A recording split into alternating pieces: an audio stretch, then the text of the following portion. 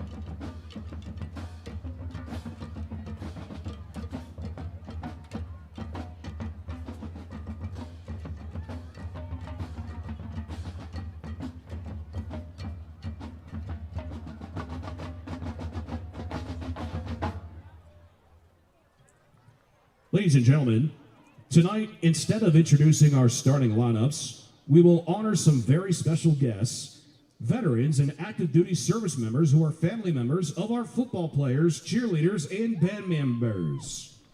Each will be escorted onto the field by their Pine-Richland student relative. As each family steps forward, please join us in celebrating their service, their commitment, and their lasting contribution to our community and nation. Up first, we have Alec and Ashlyn Anderson, being escorted tonight by their grandfather, Stan Duncan. Stan served in the U.S. Army and the U.S. Air Force.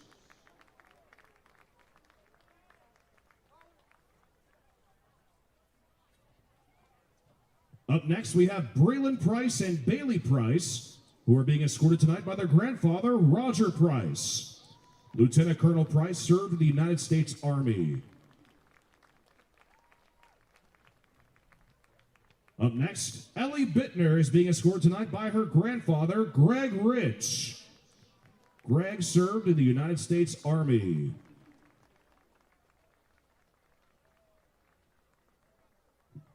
Emma Gallagher is being escorted tonight by her grandfather, Richard Gallagher. Sergeant Gallagher served in the U.S. Marine Corps and is a Korean War veteran. Up next, we have Hunter and Sawyer Marsilio, who are being escorted tonight by their grandfather, Edward Powers. Second-class Petty Officer Powers served in the United States Navy and is a Vietnam veteran.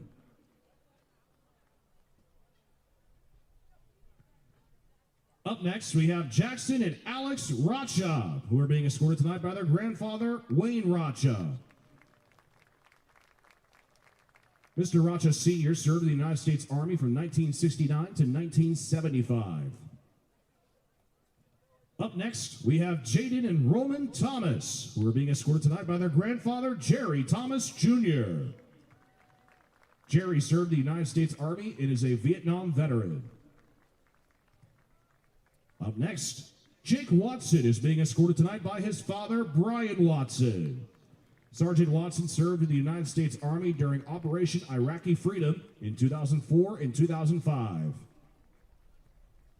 Joey Boyles is being escorted tonight by his father, David Boyles. Major Boyles has served in the United States Army and National Guard for 24 years. He still is currently serving in the Pennsylvania Army National Guard. Up next, Kieran Cassidy is being escorted tonight by his grandfather, William Mert. Naval Engineman Mert served in the United States Army, make that the United States Navy from 1966 to 1969. Up next, Liam Jordan is being escorted tonight by his father, Jeff Jordan. Lance Corporal Jordan served in the 2nd Marine Division, United States Marine Corps. Jeff is an Operation Iraqi Freedom veteran, deploying in 2003 and 2004. Up next, we have Macy Morris, who's being escorted tonight by her father, Jeff Morris. Jeff served in the United States Air Force for 26 years. Up next, we have Ty and Bo Heckert, who are being escorted tonight by their grandfather, Edward Heckert. Edward served in the United States Army. Up next, we have Ty Hayes, who's being escorted tonight by his grandfather, Charles A. Hayes. Sergeant Hayes served in the United States Air Force for 4 years.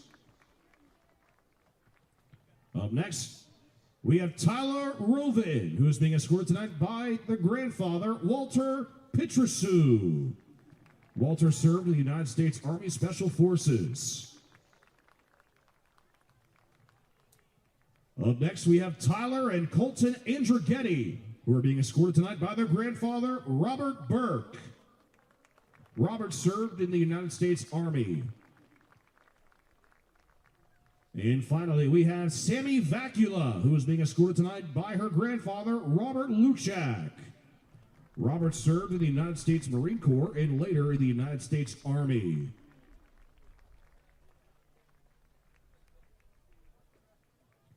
Ladies and gentlemen, thank you all for the sacrifices and selfless service for our great nation, the United States of America. How about a hand for all of our veterans here tonight?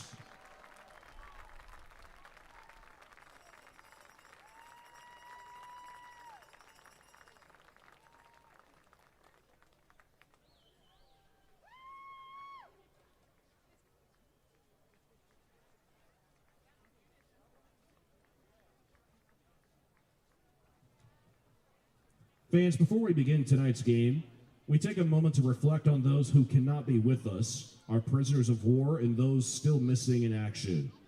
The POW and MIA table displayed on the sideline tonight is set with symbolic items, each representing sacrifice, courage, in the hope that one day all will return home.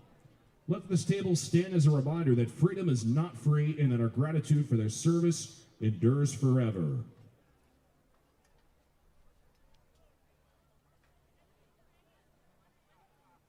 As we prepare for kickoff, let us remember that the freedoms we enjoy, the opportunity to gather, cheer, and live freely, were secured by those who served.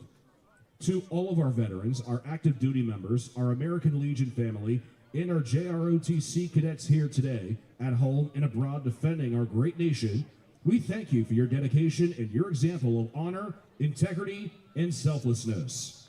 May tonight serve as a living tribute to your legacy and a reminder that our community stands always faithful.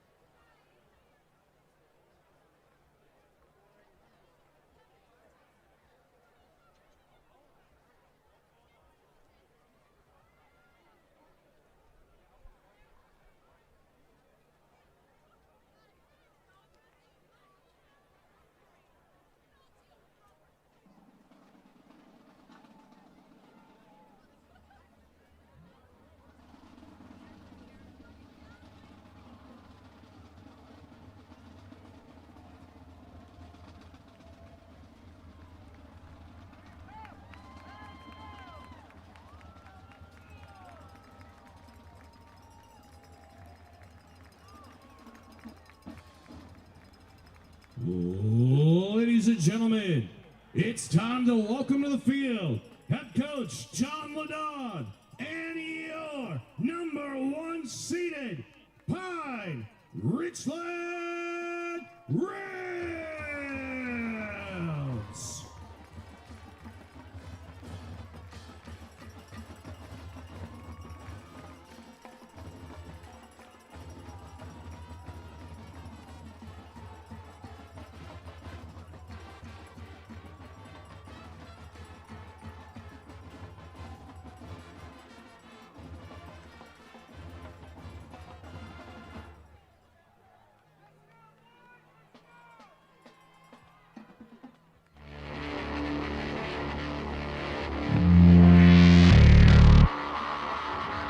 Now introducing head coach Jim Ryan.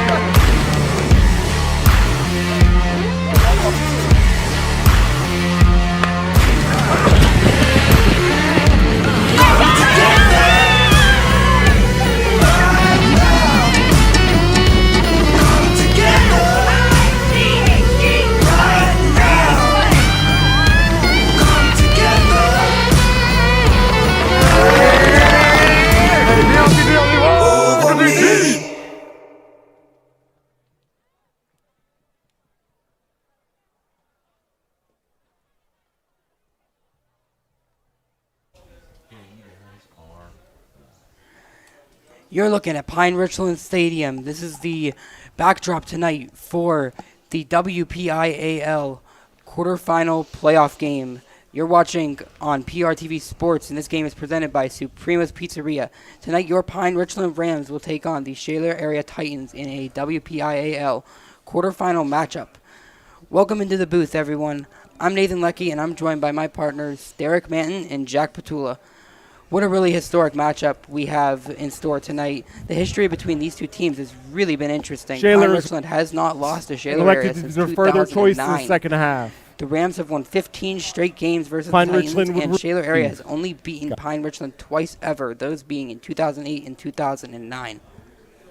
Let's talk about those Shaler Titans, as they are led by head coach Jim Ryan. Last week was a big win at home versus Kiski area, 28-8 in the first round of the playoffs. A rather soft defense versus a very strong pure offense loaded with talent, as Shaler is allowing 32 points per game.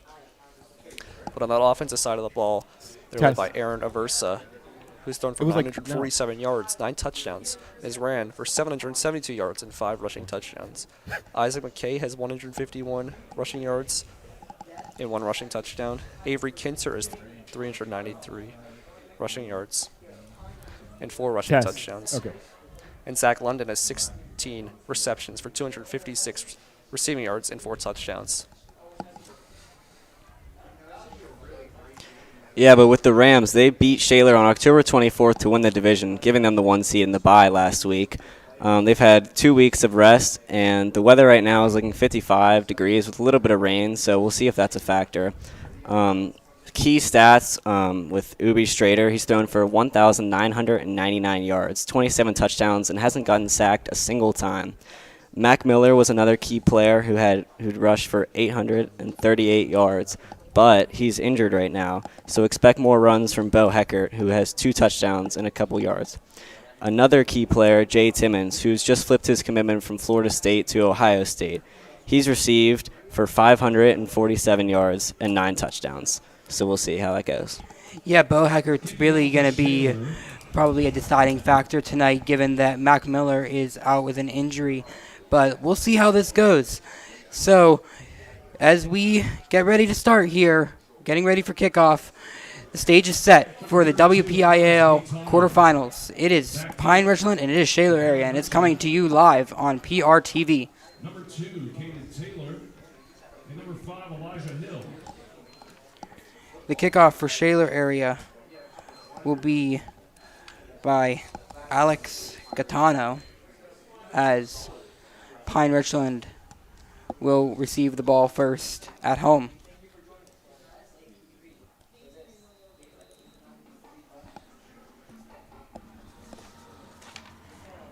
And here we go from Pine-Richland Stadium. Kickoff will be catched by Caden Taylor. Taylor will run it up the middle, finding room, makes a break, makes a man miss, all the way down the sideline at the 10, the 5, and that is a touchdown. Pine-Richland Rams returns the opening kickoff for a touchdown. Pine-Richland 6, Shaler area 0. What an unbelievable play as Caden Taylor started off with the ball and then handed it off to Khalil Taylor, the 4-star that just decommitted from Penn State. Just a very clever way to open the game off to a very fast receiver who's very talented. So Pine-Richland is going to start it off strong with a 90-yard kickoff return by Taylor. Mastre with the extra point try here. It only took 4 seconds for the Rams to strike first.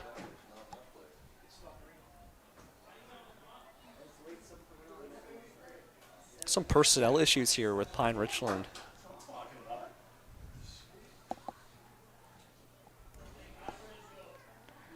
So Mash right here with the extra point kick is up and through the uprights. That'll make it Pine-Richland 7, Shaler area 0. That's Mestre's 47th extra point made. Just shows how many touchdowns the Rams have had. Alex Mestre's done a great job coming in for an injured Landon Brown, who got hurt on I believe the first kickoff of the season versus Central Catholic, and he's just hasn't kicked many field goals, but like as Jack said, his 47th extra point, which is unbelievable. Testament to how good this offense truly is. You're exactly right, Derek, with how unbelievably amazing this Pine-Richland offense has been. 47 touchdowns, maybe even more. I know there were a couple in prior games where the extra point kick has been missed, so we may be hitting 50, possibly 60 touchdowns on the season for these Rams. But Pine-Richland just simplified the game. They found a way just to get the ball into Khalil Taylor's hands no matter what. There's some more personnel issues here. Elijah Hill comes out, so does Caden Taylor. Billy Turner will come in. So Mastre is going to kick it away to Shaler. Let's see how the Titans respond. Like we said earlier, Pine-Richland beat Shaler 49-17, I believe was the final score, in late October.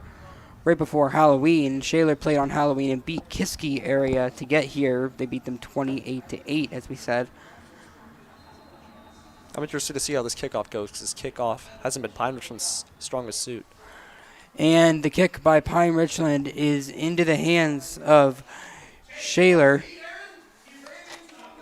And he will be brought down by Pine-Richland right around the 24-yard line. That looked like it was McBride there with the return. And here comes the Shaler area Titan offense led by senior quarterback Aaron Aversa. And he has had a great season. He's been mostly over 500 with his passing. And most games he's hit over 100 yards passing, as they're going to do. And Aversa, as we talked about, he's going to run it for about 5 yards down on the near side of the field. It'll be 2nd and 5 for Shaler area.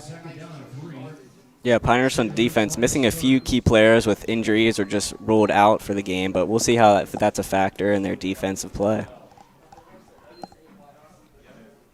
A great tackle by Nico Aiello there, really getting off the block from the receiver.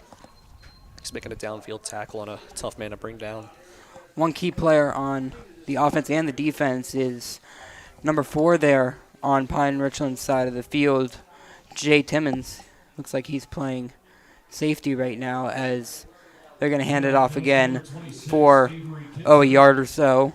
It'll make it third and 3 for Shaler area. Great tackle there by Colton Andrighetti, the 5'10", 185 linebacker, junior.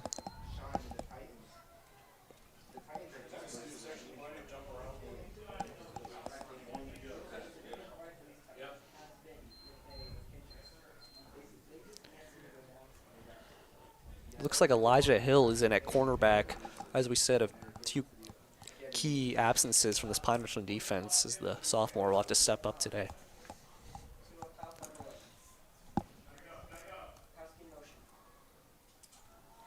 And Wachowski, yeah, that's going to be, that's going to be McKay. And he's going to get enough for a Shaler area first down. This Pine-Richland defensive line is getting good penetration early. They just haven't been tackling very well. Very talented group with 2 big seniors in Hans Meyer and Dozie Okonkwo.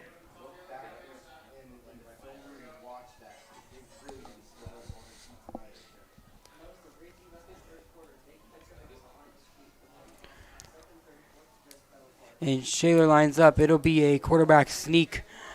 Aversa makes a man miss and eventually gets brought down at the 45-yard line. That'll be for 7 yards. It'll make it Shaler area 2nd and 3.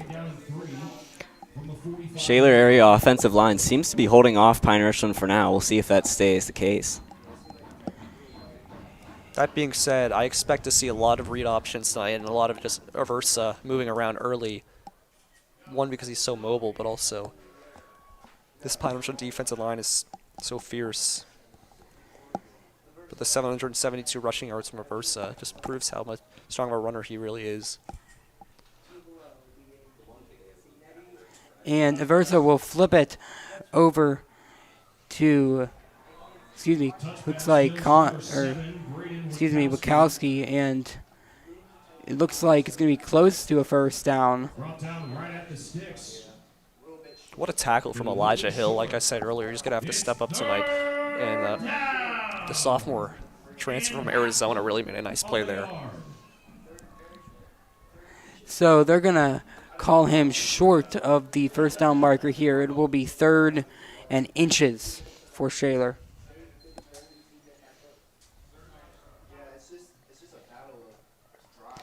I expect a run here, maybe a QB keeper with just the offensive line being able to hold the Rams off, but we'll see what happens on this play. Yeah, I agree, Jack. They've had a lot of running plays this drive. They seem to have success here as they push the entire line through, and they're going to get the first down.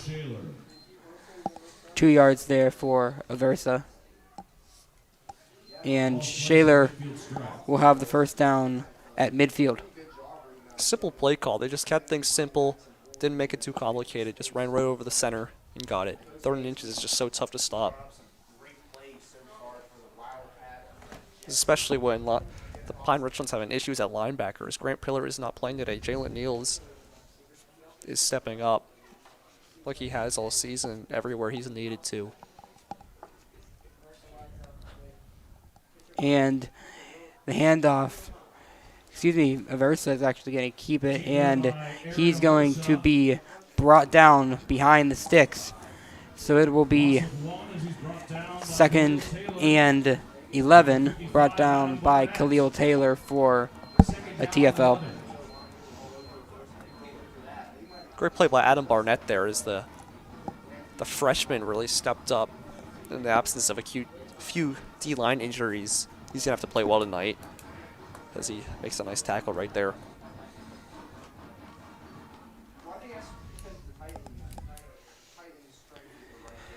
So Shaler will line up 3 receivers to the right, to the left, and there will be some movement on the line and a penalty flag is thrown. Encroachment, 55, defense, Like I just 5-yard said, penalty, Adam Barnett's going to have to second step down. up. He jumps there just a little early, trying to jump the snap count. Just got out too early. Yeah, Pine-Richland with 2 underclassmen, along with Dylan Michaels, the sophomore. We'll just have to hope that they can make key plays and key impacts with all the upperclassmen being out. So the penalty will bring Shaler to the 46-yard line of Pine-Richland. Aversa with the snap and the handoff to McKay. McKay will get brought down after 7 yards. It'll be a 3rd and 4. But there will be a penalty flag marker thrown at the end of the play. Let's see what that is. Nice play call by Shaler here as they bring Jonathan Sabin, number 6, the senior wide receiver in motion just to make a key block. After the play was over, dead ball, personal foul, defense, number 99, 15-yard penalty. So that's going to be on number 99, Dylan Michael, for Pine-Richland, and that'll be a big penalty in favor of Shaler area. It'll bring them all the way to Pine-Richland's 29-yard line.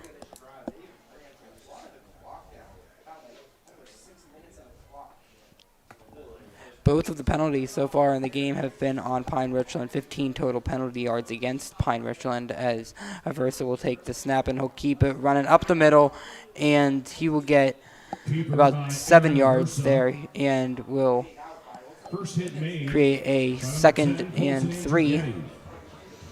Shaler deep into Pine-Richland's territory thanks to a couple penalties and just keeping it simple, just running the ball and finding open gaps. That's how you win football games, just controlling the clock, controlling the time of possession, running the football. So Shaler will line up 2 to the right, 2 to the left, and some motion on the line. Flag on the play.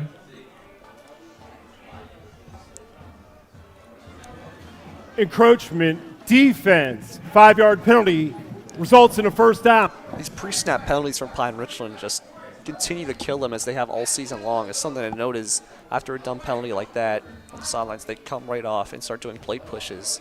It's Dylan Michaels doing them right now.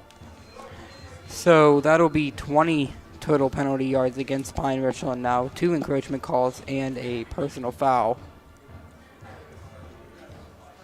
Just can't happen in a playoff game like that. You got to keep your emotions in check, stay mentally locked in. And the snap from Aversa, he will keep it himself. Excuse me, he keeps it himself and gains not much, about maybe a yard, and will make a 2nd and 9. Pine-Richland making a lot of substitutions, maybe trying to find the right group just for the amount of injuries they've had to replace those upperclassmen that have done so well this year. Like I said earlier, Jalen Neals continues to be the MVP of this team as he's filling his at linebacker, makes a big tackle there. So look toward the sideline. As we've been seeing here with Shaler, they've been running a lot of QB sneaks and rushing plays. Last week versus Kiski, all of their touchdowns came from running plays. 60 yards and less, as Aversa will keep it himself and get brought down 2 yards behind the line of scrimmage, 3 yards behind the line of scrimmage actually, and will bring up a 3rd and 12. Great tackle by Chase Hare there. Elijah Hill was in there as well.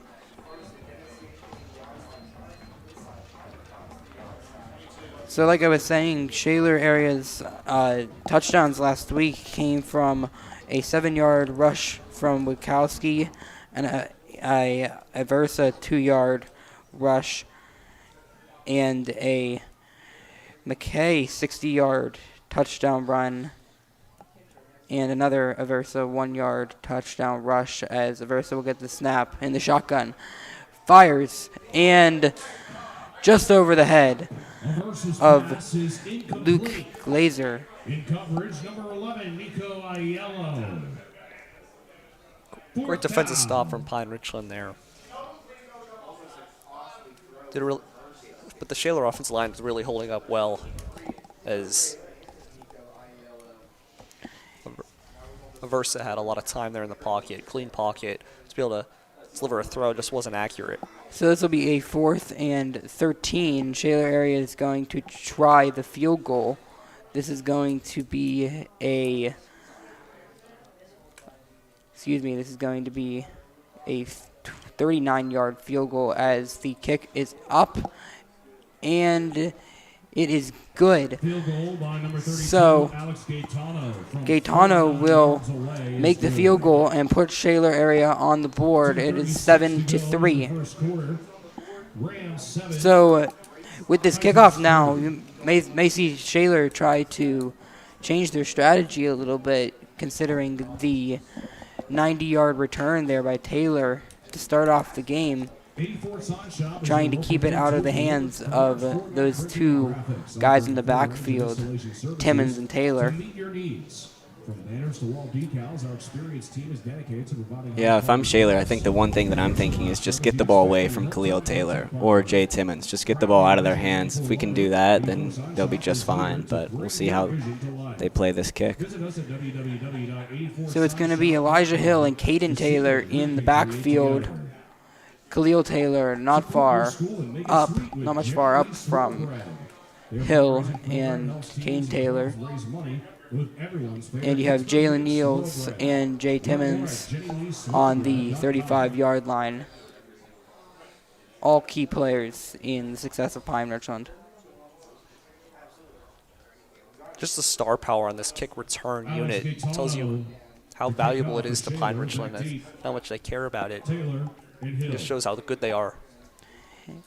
And Gaetano will kick it away to Pine-Richland. Hill will get it, and he'll bring it back he'll flip it back to Khalil Taylor. He'll bring it up the sideline 20 yards, 30 yards, 35 yards on the kick return, and it'll be called out of bounds at the 32-yard line. And that is where Pine-Richland will set up shop for their very first offensive lineup tonight. I mean, Pine-Richland's just getting any way possible to get Khalil Taylor the ball, as they should, as he is just unbelievable, as he makes so many guys miss just with his quickness and speed and agility. So this is the first time we're seeing Pine-Richland line up on offense, led by junior quarterback Ubi Strader. Strader will take the snap, hand it off to Timmons, and Timmons will get about 5 yards there. And it'll be a 2nd and 5 for Pine-Richland. Yeah, we talked about it before, but number 4, Jay Timmons, is wearing his red gloves. Kind of what I think is when he recommitted to Ohio State University from Florida State, kind of showing that scarlet red coloring as his commitment.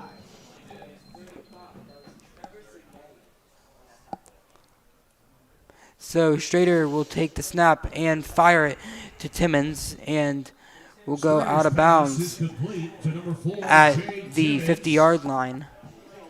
Going back to that first play, we saw a bit of a weird formation as Jay Timmons and tight end Tyler Hayes was in the backfield, lined up as an extra blocker back there, just finding any way possible just to get the ball into the playmaker hands. 1:43 left in the first quarter here in Gibsonia, PA, as Strader will take the pass and hand it off to Hecker. Hecker will find a hole and get a first down there for Pine-Richland.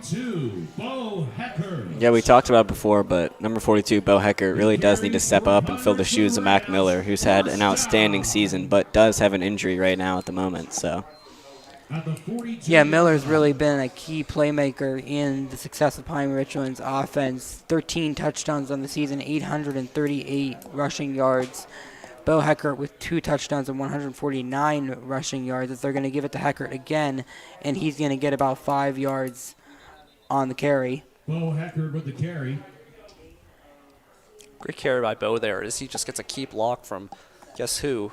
Pick commit John Kearns is unbelievable. Pure strength and size from him leads the way. Alongside number 35, Trevor Signetti. Second down. So Pine-Richland will line up 3 receivers to the left, being Taylor Niels, and looks like Aiello. Flag on the play. And Timmons to the right, as there's another flag on the play. Let's see what this is. Full start. Offense, number 4. 5-yard penalty. Taken down. So Timmons with the false start there, and it'll back Pine-Richland up 5 yards. It'll be 2nd and 9 for Pine-Richland. Pre-snap penalties are killers, especially to drives like these. 100% they've gotten now, it looks like 25 yards on penalties, as Strader's going to keep it and find a hole and get brought down about 10 yards. Let's see where they mark this. Pine-Richland Rams, first down. Looks like they're going to give him the first down.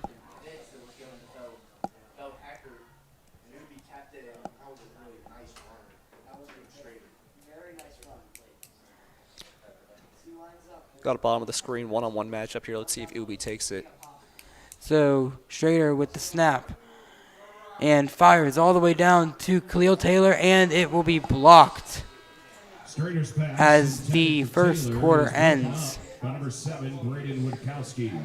So Wachowski will bat down that pass as the first quarter will come to an end here at Pine-Richland Stadium. Your score 7 for Pine-Richland and 3 for Shaler area. Like I said, they had a bottom of the screen matchup. Khalil Taylor one-on-one, and just a really nice play by Botkowski on the PBU against a very, very talented receiver that saved a touchdown, quite frankly. Yeah, first quarter takeaway, I think, is one for Pine-Richland, just the different looks they've been getting with all the injuries. But I think penalties might be a big factor in this game, especially for Pine-Richland. I mean, they've had more than they usually would in this first quarter, and that might be because of the confusion with all the injuries. But I think another part is looking for that Khalil Taylor and Jay Timmons on offense, because those guys are very talented on the offensive side. So we'll see if they can find them in the second quarter, starting with this play here. Well, not to mention Jay Timmons isn't 100% either. Yeah, true. I do not think he has completed a full practice with that toe injury this week. So Pine-Richland will line up to start the second quarter, as it will be a handoff to Hecker. Hecker will find a hole but be brought down, Number 42, Bo Hecker gaining with the carry. about 0 yards, Brought down being by put number down 81, Jack right Blossom. at the line of scrimmage. It'll be 2nd and 10 for Pine-Richland. Third and 10 for Pine-Richland. Grayson Stulak checks in the game. He doesn't see much action, but he's in here as he lines up in the slot.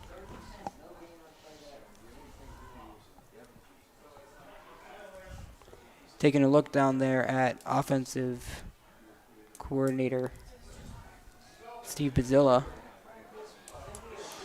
as they will pass it to Khalil Taylor, and he will score for the touchdown. A pass from Strader for 23 yards, I think. And Pine-Richland will strike again. As I mentioned, just finding those matchups for Khalil Taylor and Jay Timmons, because they're just so talented as players. In that route, he was just wide open. As Shaler, that just can't happen from now on. I mean, how do you let a guy like that get that wide open? I mean, that's a And 4-star. the kick from Mastre is good. As you were saying, That's a 4-star on the field, and you can't just let him get that wide open. I think Shaler was too focused pre-snap, as it looked like they were running up to the line trying to get Ubi Strader to think that they were blitzing, but Yeah, as you mentioned, 4-star Khalil Taylor actually just got offered from Ohio State and Oregon. Definitely a big player to look out for, obviously in high school, but as he goes on to college too. I'm putting 2 guys on him at all times, not 0. That's just a defensive breakdown. Yeah, we'll see if Shaler adjusts in the next offensive possession, but right now they get their turn on offense. One thing to note is that backup long snapper Shabanch Tawardi is playing today, because starting Brody Rogers is out. And he's 2 for 2. Good on snaps for today. We'll see how that unfolds. Yeah, a lot of players stepping up today. Looking good for Pine-Richland. Hopefully they'll get their starters back. So Mastre with the kickoff, and it will be returned by Wachowski. Wachowski will just slip and fall down on the turf. May be affected by the weather here pregame with a lot of rain, and Shaler area will start their second offensive drive at the 19-yard line. Yeah, rain seems to have gone away for now at least, but it was definitely prevalent earlier today and definitely a wet turf and expect a lot of slipping. Great tackle by Chase Hare there.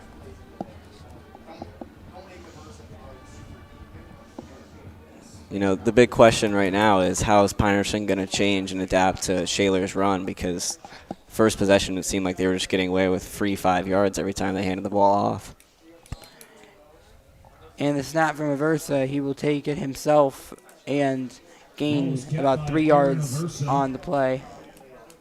And it will be a Shaler area 2nd and 7. Gain of 3, 2nd down and 7.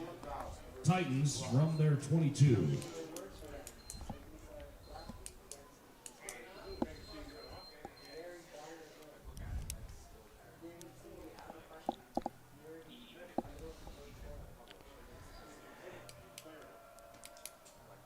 And the snap from Aversa is taken and thrown to, intended for number 14, Luke Leather, and it will be an incomplete pass for Aversa. It'll be 3rd down and 7 for Shaler area. Great job by Chase Hare there in coverage.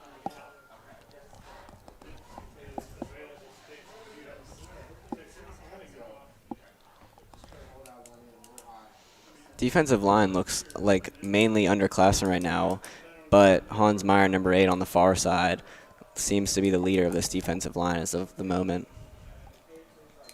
And Aversa with the snap, pass back and forward to, looks like Page, and he will be brought down after gaining the 1st down. It'll be Shaler area 1st and 10 from the 31-yard line. Great job by Chris Lenz there, really getting through. And just a second too late as Aversa gets the ball out quickly.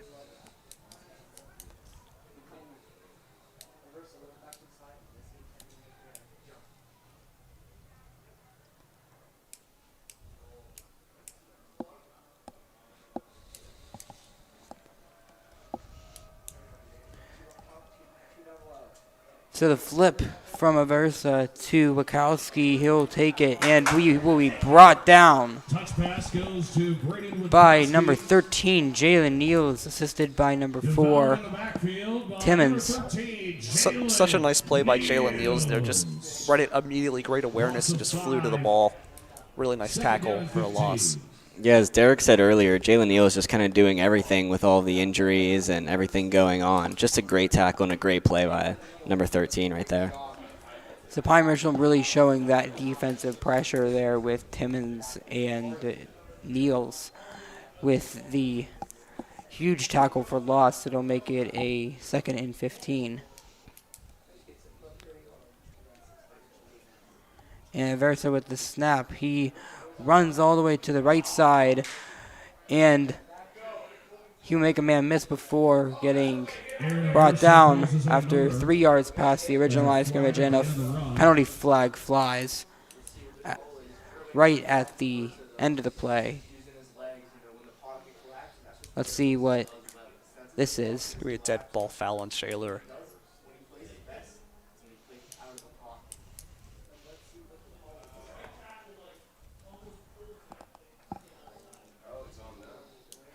After the play was over, dead ball, personal foul, 59, White, 15-yard penalty. The down counts, 3rd down. So it'll be on Sean Gray for a dead ball personal foul. It'll be a backup of 10 yards. First penalty against Shaler tonight, and it will bring them all the way back to about the 10-yard line and set up a third down and very long for Shaler. Third and 23. These are the mistakes that just can't happen if you're Shaler, already in a tough position, down 11. So Shaler needs to make it to the 41-yard line as Aversa will keep it and find a hole, and he's still on his feet as he gets brought down at the 33-yard line, and that looks like it might be the end of this Shaler drive. They're going to punt it away to Pine-Richland. Yeah, Shaler definitely wishing they would have that penalty back. Nice run, broke a tackle there, but definitely still wasn't even enough. Great pursuit by Colton Andregetti. Just couldn't wrap up behind the line of scrimmage, but really great read. Just has to finish the play.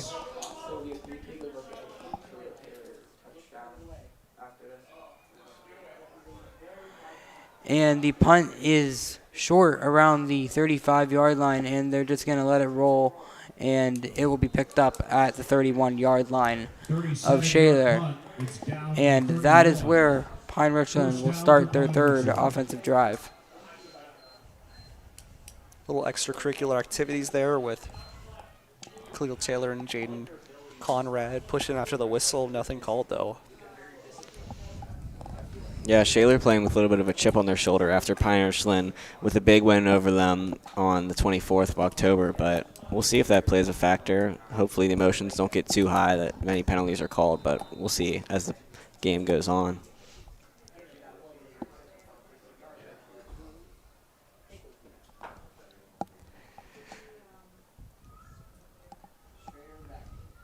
So Schrader with the pass and handoff, Schrader with the snap, and he will hand it off to number 2, Caden Taylor, and he's going to get 10 yards, 13 yards it looks like on the play, as he will get an immediate Pine-Richland first down.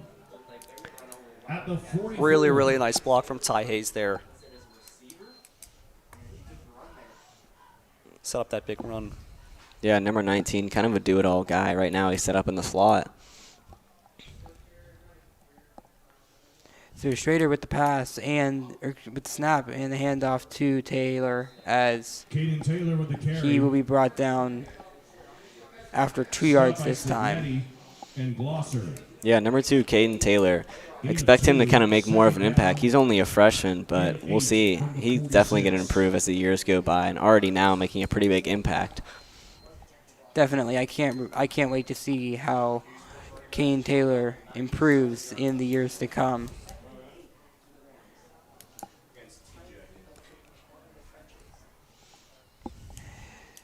So the snap and the handoff to Taylor once again, and he will gain about 5 yards on the play, and will set up a Pine-Richland third down and 3. Very impressive from a high school offense. A lot of pulling guards I see from this Pine-Richland offense, and they do have the guards to do it, but just a credit to how good this coaching is on this Pine-Richland staff and how good of quality these guards are to be able to pull like that. So the snap is missed by Ubi Strader, trying to find somewhere, and he throws it all the way down and throws it away into the Shaler area sideline, and looks like there's going to be a penalty flag marker here. Just a great recovery from Strader right there. Didn't panic, just got the ball away, tried to make a few tackles, saw nothing was open, so he just threw it away. Incredible that he even got to throw that ball away. Most quarterbacks would have been down right away, but he's able to escape the pressure 20 yards from the line of scrimmage. Yeah, that was a great idea there, throwing the ball, trying to get it to a receiver on the sideline, but throwing it away to the Shaler sideline, escaping some major loss of yardage. Illegal formation, offense, 5 men in the backfield, 5-yard penalty. So that'll be against Pine-Richland. Once again, it'll be an illegal formation call, 5 men in the backfield. And it will be 3rd and 8 for Pine-Richland now.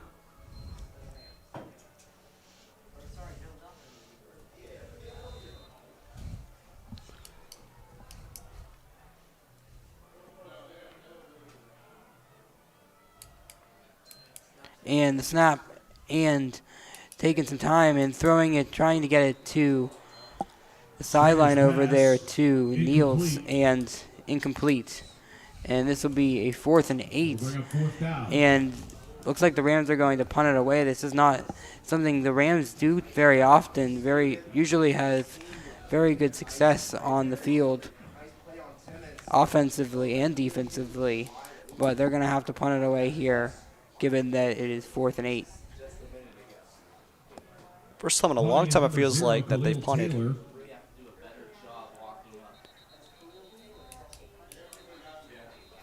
Looks like Khalil Taylor was in the back. Timeout. To punt Shaler. for Pine-Richland. This is their first charge timeout of the half. Shaler seemed like they might not have been ready for Khalil Taylor to show up in the backfield ready to punt it away. They call a timeout. First National Bank, sponsor of the Financial Trivia Challenge, is proud to be the official bank of the WPIAL and to promote financial education across all Western Pennsylvania high schools. Through our Financial Insights program, we help prepare students to better understand personal finances so they can make smart financial decisions. Learn more at www.fnb. Pine-Richland, usually when they have a 4th down, it's 4th and close, but 4th and 8, not a lot you can do. We'll see if they go for it or just try to punt it away. Attention students, the Financial Trivia And that's why I Challenge think is that powered Shaler called by that timeout, First just because National Khalil Bank, Taylor. and it's live. Test your money smarts by answering as many questions as you can in 90 seconds. You'll have up to 75 plays with chances to win cash prizes as high as $600. Schools with the most participation can earn grants of up to $2,000, and it runs through December 12th. FNB, member FDIC.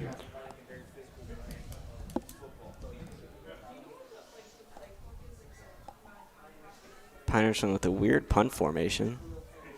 And Taylor's going to punt it away, rolling down, and it's going to be picked up right at the 1-yard line by Jalen Niels. A 53-yard punt, and Shaler will be forced to start their next offensive drive all the way back at the 1-yard line. I don't think anybody expected that from Khalil Taylor. I mean, obviously he's a very talented receiver and cornerback, but punting, that's something new. What a punt. He really can do it all. That was one of the best bounces I've seen in a long, long time.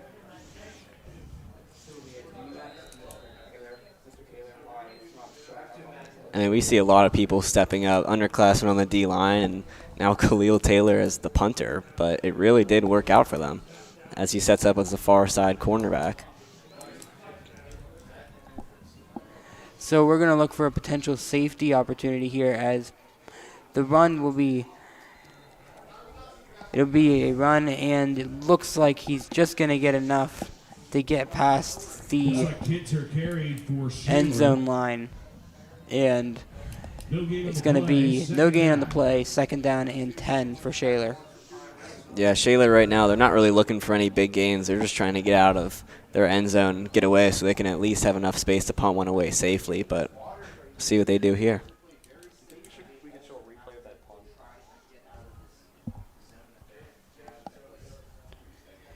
So it's going to be another snap, and he's going to be brought down near the line, and it looks like he's going to be just in front of the line again.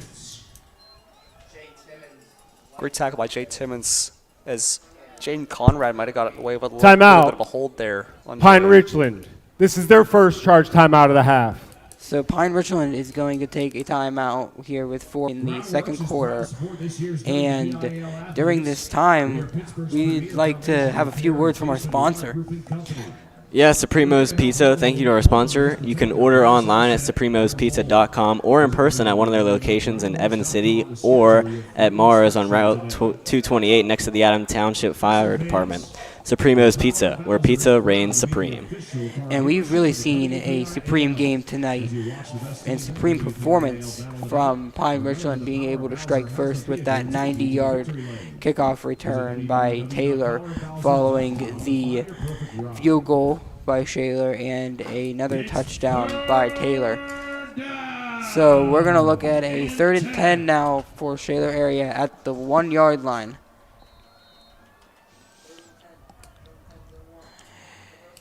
And the snap from Aversa, and it's going to be picked off by Khalil Taylor, and it'll be ran back for a touchdown. Pine-Richland. Pick 6, number 0, Khalil. As Derek and I were saying, just a do-it-all guy. First he punts and pins him to the 1-yard line and then has a nice pick 6 right there, along with his kick return touchdown. I mean, the guy can really do it all. Well, that was amazing. A little bit of an off-man coverage look from Pine-Richland there. Looks like the receiver slipped off the line a little bit, and Khalil Taylor took advantage of a bad throw from Aversa. So he took it to the house. Not the score we were quite expecting there. Maybe a safety, but they'll definitely take that. Yeah. So Mastre will kick it through the uprights, and 4:41 to go until halftime. Pine-Richland leads 21-3.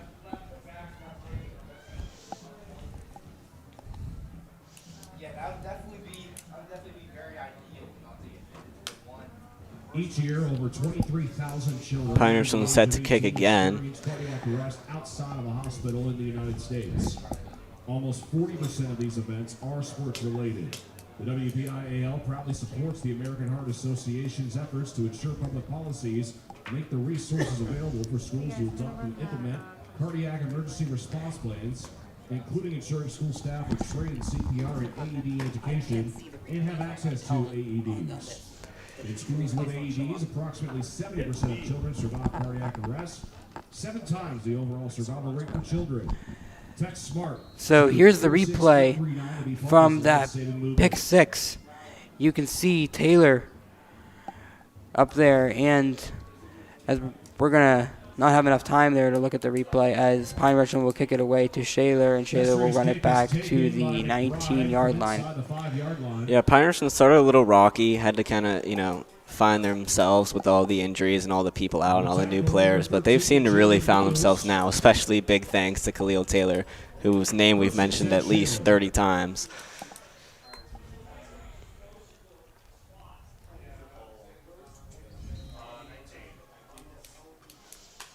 Shaler on offense again, but this time with a little more space to do what they would want to kind of gain yards and hopefully put a score on the board before the half ends. But with Pine-Richland's defense kind of finding themselves, we'll see how this plays out. Timeout. We're seeing something a Shaler. little different for Pine-Richland This is their today, second as charge timeout of the half. Nico Aiello has lined up as this premier safety, and Khalil Taylor and Jay Timmons have lined up as more man-to-man corners. We're proud to support the WPIAL and high school athletics. They fully approve of the following forms of trash talk. And you can see Khalil Taylor right there on the side of your screen as he is going to get the pick 6 and run it for 6 yards into the end zone to give Pine-Richland this 18-point lead. Yeah, just pressure from the defensive line first off makes Shaler quarterback really rushed and feels like he really needs to get that ball off. Just not a good ball, but right into Khalil Taylor's hands, who played that perfectly. You win games in the trenches, and Pine-Richland's shown that here. It's their D-line starting to take over.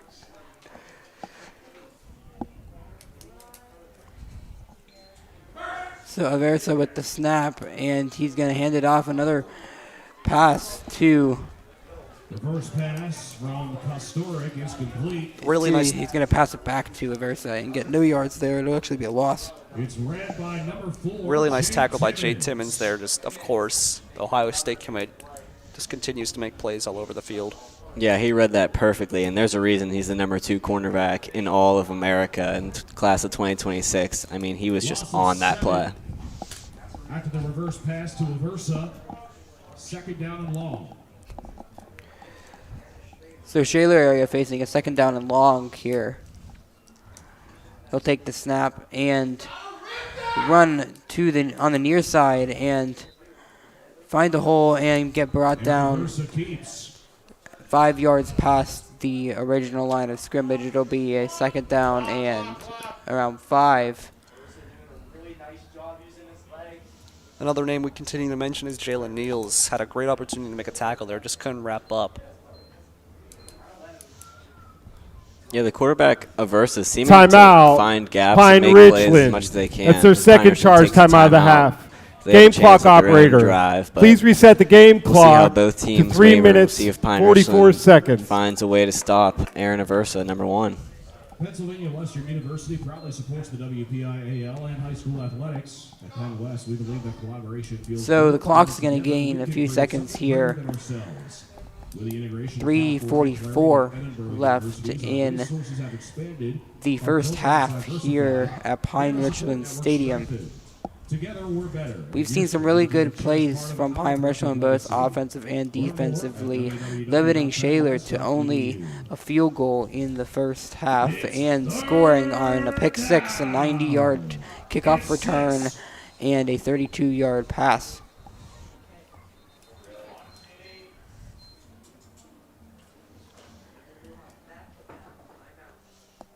And it looks like this might be a Shaler timeout. Timeout, Shaler. That is their third and final timeout of the half. So back-to-back timeouts, and they're going to have some time to think about this crucial play here.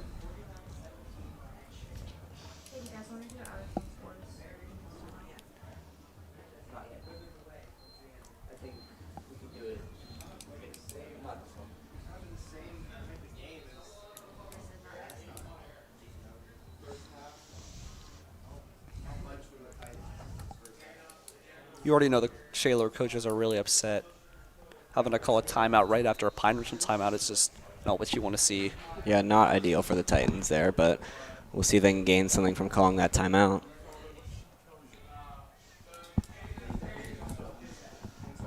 So this defensive substitution will, as Khalil Taylor will come out, Caden Taylor will come in.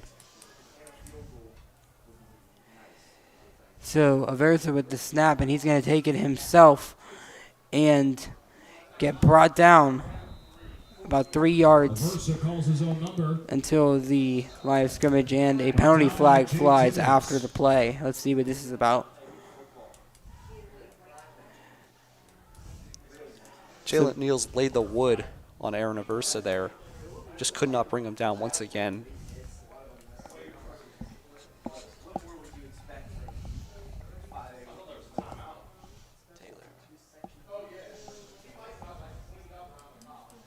After the play was over, dead ball, unsportsmanlike conduct, number 22 of the offense. That penalty's half the distance to the goal. The down counts, 4th down. So that'll be on number 22, Isaac McKay for Shaler, and this will be a huge penalty, half the distance to the goal. And this ball is going to be on the 13-yard line, which will force Shaler to Timeout, punt it away. Pine-Richland. This is their Pine-Richland third and final timeout of the Will half. take their last timeout of the half. Hey, you guys want to do out of town during the summer?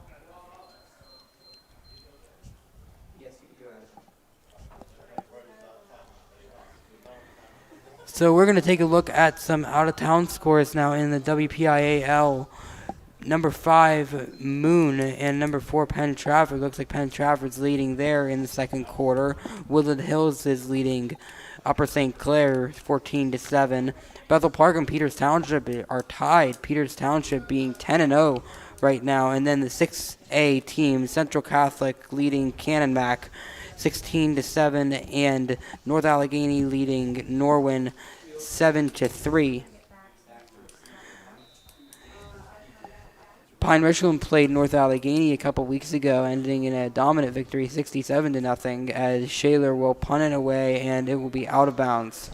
The punt rolls out of bounds. Pine-Richland will start first at 10. This is a decision to make for Shaler there. Just keep the ball out of Jay Timmons and Khalil Taylor's hands by any means possible. Even if you have to give up a few yards of field possession, so much more valuable than ending it up in the house like It always seems to happen.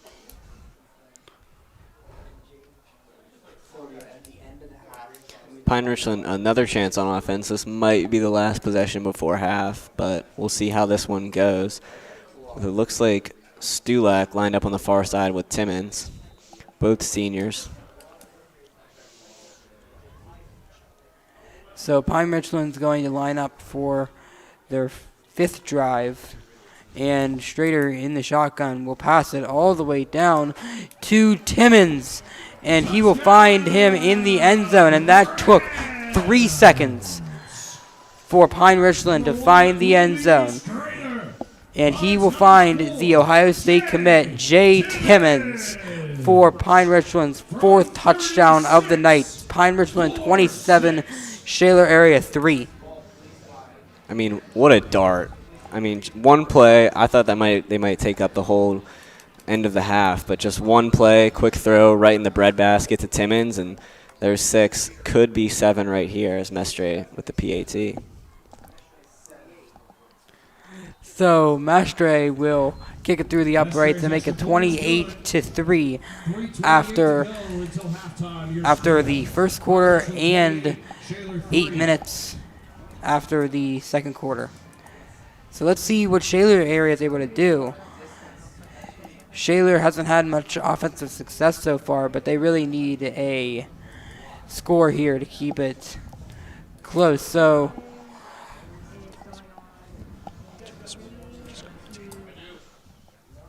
I just don't get how you leave 2 of the best receivers in the country one-on-one there, as Jay Timmons just cooks his guy, and he will cook any guy in the WPIAL. It's the number 2 cornerback in the country.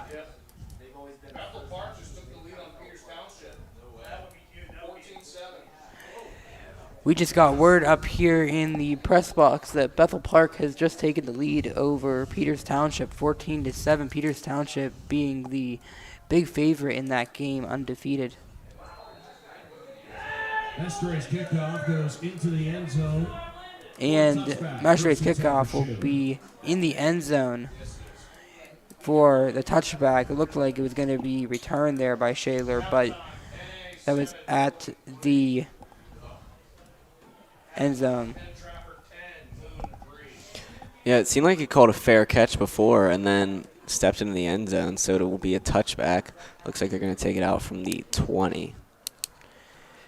So Shaler really needs to score here to keep the game relatively close. If Shaler wants any chance of coming back in this game, they need to have a big possession right here. Starts with play 1. So the snap is taken by the quarterback, and he's going to try to go up the sideline, but he will get trucked down at the sideline for a gain of 2 yards. Yeah, after that first possession, gaining yards is not going to be easy for the Shaler Titans now that the Rams have kind of found themselves. Definitely limited the penalties from that first possession, and definitely seeming to find themselves and performing better as the possessions go on and as the game goes on. Yeah, like you're saying, Jack, the first drive there for Shaler, there was a lot of penalties for Pine-Richland. Pine-Richland really trying to settle in versus the Shaler offense, but they've become a lot stronger now that the game has progressed, as they're limiting Shaler there on the run to only a yard. Brought down by a herd of Rams. You know, Pine-Richland's really figured out the Shaler offense as they're playing everyone down low now because they're just not airing the ball at all. For this guy is a strong safety. It looks like about only 7 yards from the center, just really condensing the game. Yeah, I know first possession they seem to have a problem with the runs and finding gaps, and they seem to just have condensed and made things simpler on themselves and just gone for it, and Shaler has not adapted to that whatsoever. So Shaler with a big third down here, as Aversa will take the snap and fire along the sideline and be brought down. He will slip actually on the turf. Not brought down by any Pine-Richland defenders, as it will be a 4th and 1. If I was Shaler here, I would go for this. Yeah, Zach London seemed to have just gotten lost in the coverage, and he was wide open on the out route right there, but slipped instead of getting that first down, so we'll see how they play this one.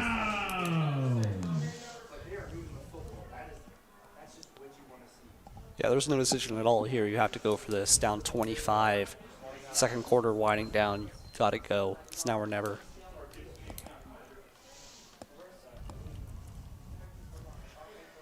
So the fourth down for Shaler is a handoff, and it's going to be brought down behind the line of scrimmage, and it'll be a turnover on downs for Pine-Richland. Pine-Richland really showing that defensive success, especially on that play. Yeah, only 1 minute and 9 seconds left in the quarter, but Pine-Richland has shown us that that is not a problem with time and scoring a touchdown, as their last possession probably took about 4 seconds for them to get that score. We'll see how they play this one, if they want to run the clock or go up by 32. Just not a great play call there, as it seems the Shaler offense is coming very, very predictable. They were the underdog coming into this, and everybody knew that. But you'd like to see what they look like. So Pine-Richland will come back again on offense with 1:09 left in the second quarter, as Strader will line up the pass, and the ball will be just over the head of Pine-Richland's Stulak. Yeah, it seems to be the same play they ran last possession, got that touchdown, but this time Shaler just kind of read it.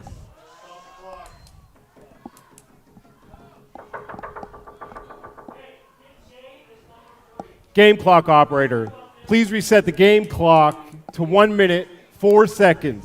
Khalil The Taylor clock throwing will his start hands on up the there snap. as he was wide open, frustrated. He didn't get the ball there.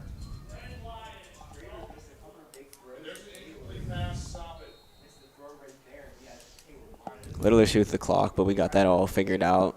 Now 1 minute and 4 seconds left in the half, and the Rams have about 28 yards.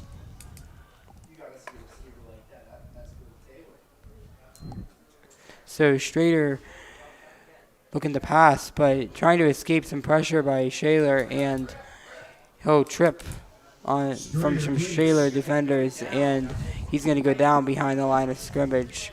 Great play for Shaler area. Loss of a couple. Yeah, Ubi usually known for avoiding all of those tackles. That time he just couldn't get away. It might have been he slipped or they just got to him. So Strader looking to pass again, and the pass will be deflected Strader's pass on the line. deflected and incomplete. Looked like you wanted Khalil Taylor there. It was just one at a 10-yard post there. It was wide open. Just pass was tipped, though.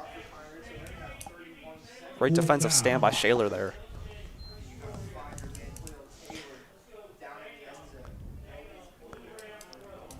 Yeah, Strader 5'11", not the tallest quarterback, but still we don't see that very often where he gets a pass deflected. Usually the offensive line makes a very clear path for him as they've been dominant all season.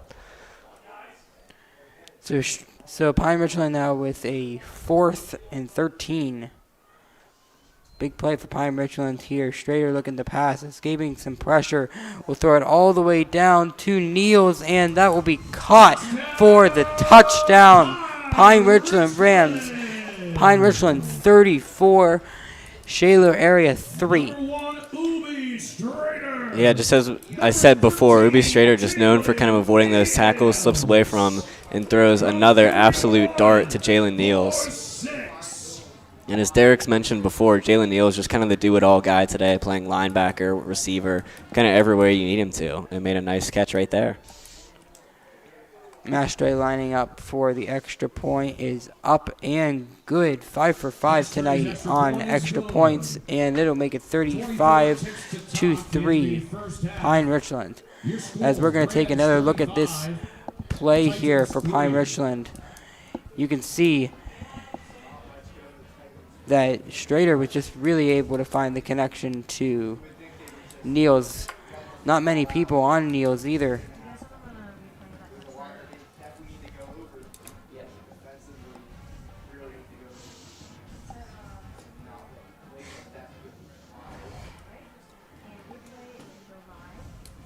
So you can see Niels right over here as they're going to start the play. Strader escaping some pressure there and throws it all the way down. Perfect catch by Niels for the Pine-Richland touchdown. Yeah, he could just kind of got lost in the coverage right there. I mean, obviously, 2 4-star receivers to look out for there, but Niels definitely not lacking in talent. He's a very talented receiver there, and they just kind of let him slip. Just a simple dig route. So the kick by Pine-Richland, they're just gonna Onside kick. the onside kick. They're gonna just let it 10 roll, yards.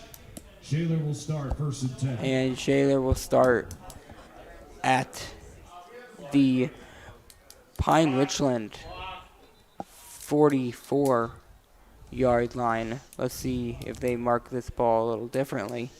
Yeah, Pine-Richland just trying to get one more chance on offense with the onside kick, but that one did not go the 10 yards. So they'll give Shaler a pretty Game good clock field operator. position in their own Please territory, reset and the we'll see game if they can clock hold up on to defense. 24 seconds. The game clock will start on the snap.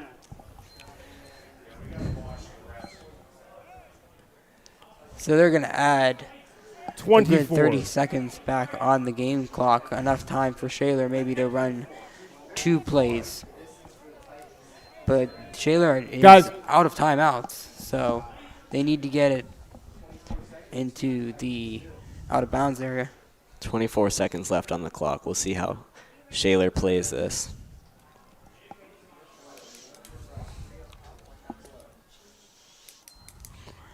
So Aversa with the snap, and Niels will get Aversa down, and they will find Glosser First down, Shaler. way down The 15. in Pine-Richland territory. Big play for Shaler, 15 seconds and counting left in the half, and Aversa will spike the ball. Game clock Aversa operator. looking to be in Please reset the game clock some to pain 14 after seconds. that. The game clock will start on the snap. Jalen Niels hit on the previous play, making a good effort there to run all the way down to stop the clock. Let's see what Shaler can do here. Jalen Niels absolutely destroyed Aversa there. He just put him on the ground. Great throw by Aaron Aversa, though. Took it like a man. Aversa still in the game. He's going to throw it down in the corner, and it'll be swatted away by Pine-Richland's number 5, Elijah Hill. Number 5, Elijah That is a Hill. very nice play and coverage by Elijah Hill. Going up against a big physical receiver. And like I said earlier in the game, he stood his ground. A player that needed to step up has. So a huge 3rd down for Shaler, really looking to get on the board, whether that's a field goal or a touchdown to end the first half.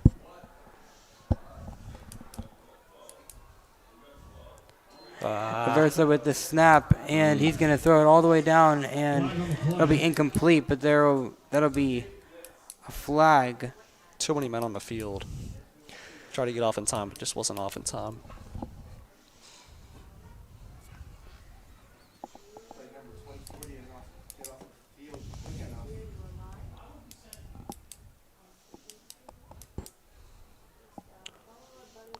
So we await the ref's response. Looking like Derek's right, 12 men on the field as number 24, Chase Harrer, was running off the field as the snap went by. But if this stands, Shaler has a great field position in 8 seconds, but they're going to need a touchdown if they want to stay in this game. Referees discussing here on the penalty flag near the line of scrimmage concerning Chase Harrer, the inability to get off the field on time.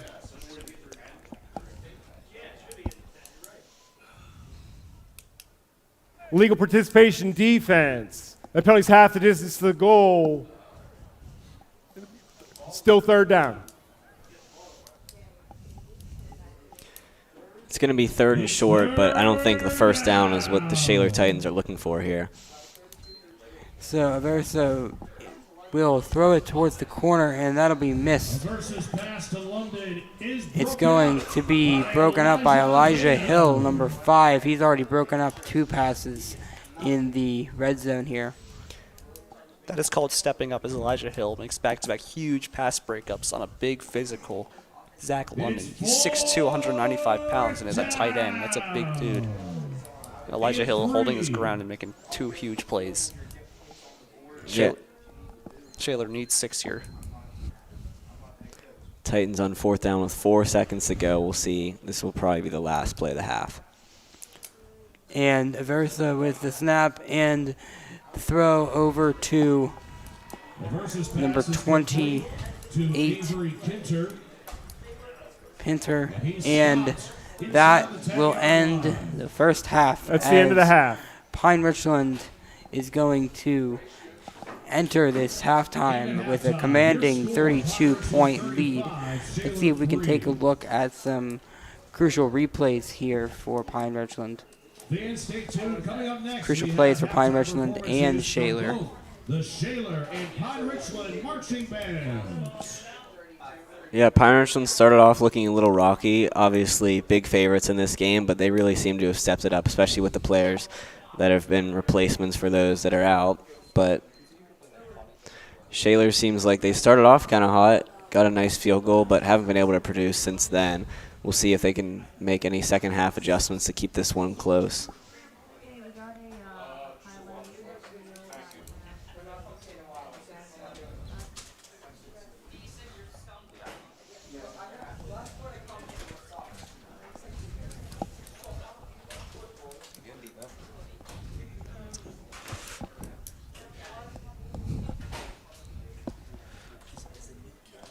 okay, we're gonna have the field goal coming in. Hey, we're gonna be going on camera. 3, 2, 1.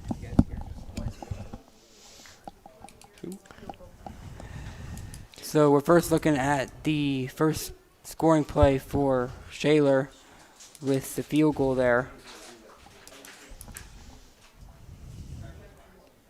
Next play is the second quarter penalty. As you can see here, just the linebackers faking a blitz, and Taylor's just wide open. Yeah, leaving Khalil Taylor that open is a big mistake by the Shaler Titans.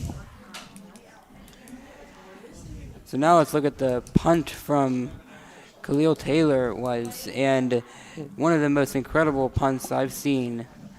They're letting it roll all the way down to the 1 yard line, and then this play by Khalil Taylor for the touchdown.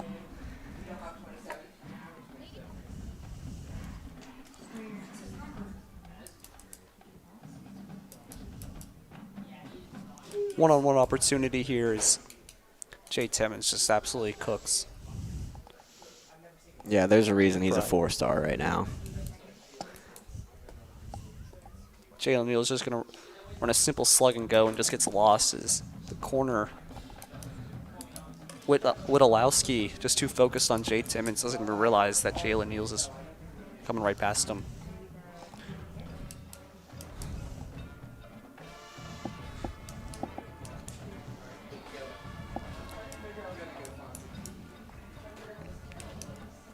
Sure, Riza, Jalen Neal's just absolutely lays the wood on him.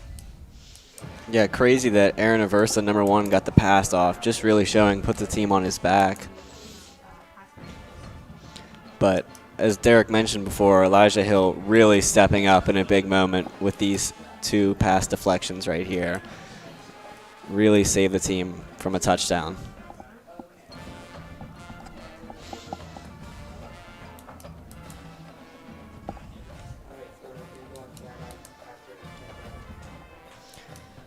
And as we watch the Titans halftime show, we know that is Titans 3, Rams 35. Looking like the Rams are obviously big favorites in this game, but we'll see if the Titans can make any second half adjustments to make this one a close one. But as of right now, the Rams are dominating.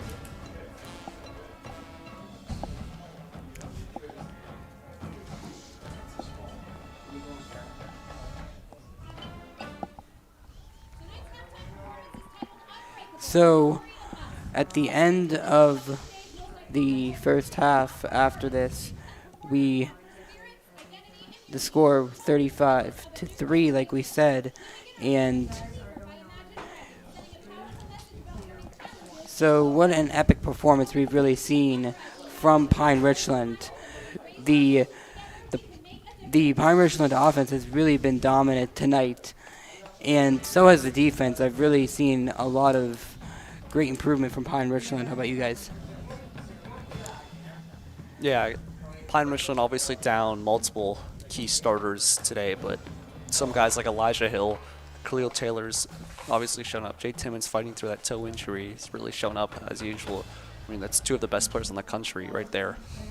So after the halftime, we'll see you after halftime for the second half of Pine-Richland versus Shaler area playoff football. Your score is 35-3 Pine-Richland. We'll see you then.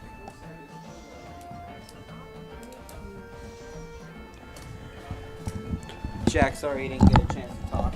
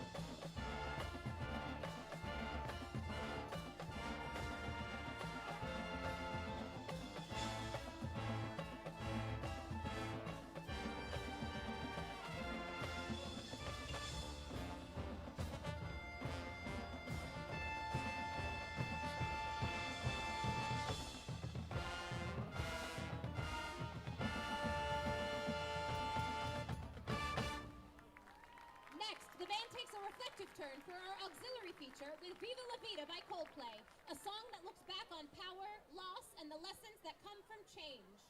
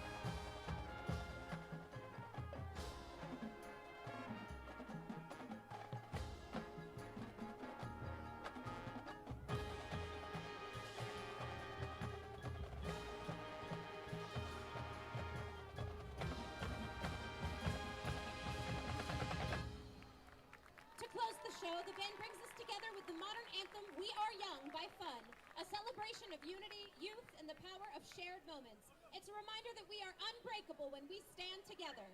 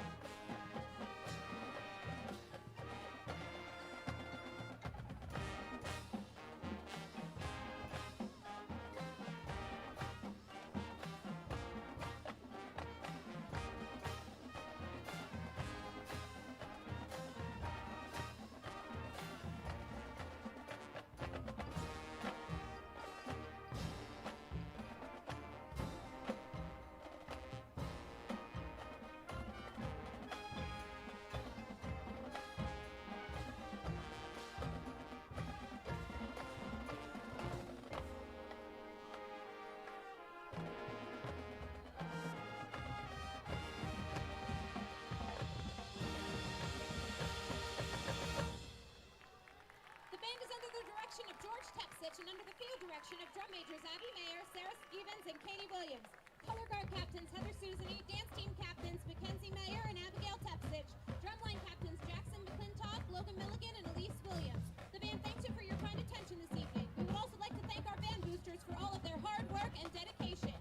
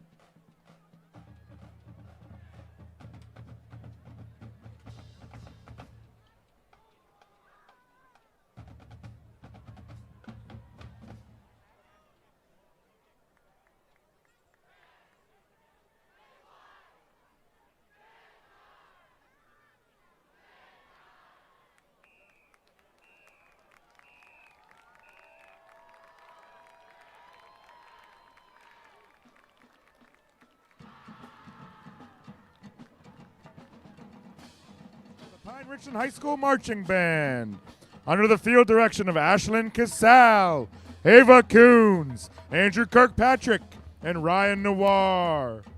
Now sit on the edge of your seat and get ready to jam out to our show entitled Girl Power. We open the show with Kelly Clarkson's 2004 smash hit, Since You've Been Gone.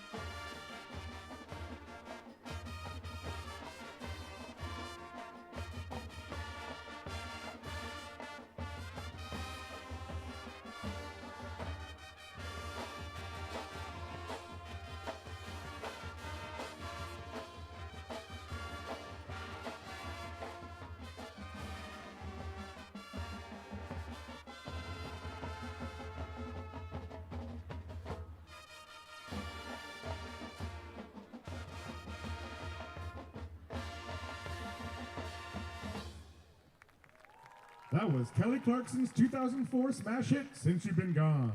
We will now feature our dance team performing a mega hit by Rihanna. Here is Umbrella.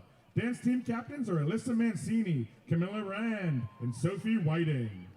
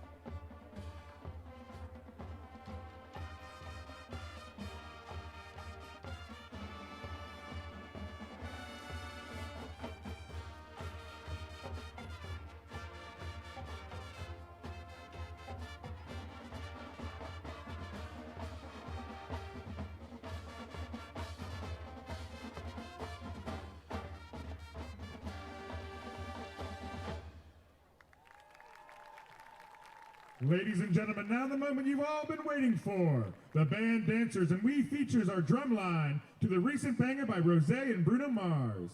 Get ready to join us at the APT. Drumline section leaders are Ryan Moore, Xavier Moreland, Brendan Plowie, and Shom Rao.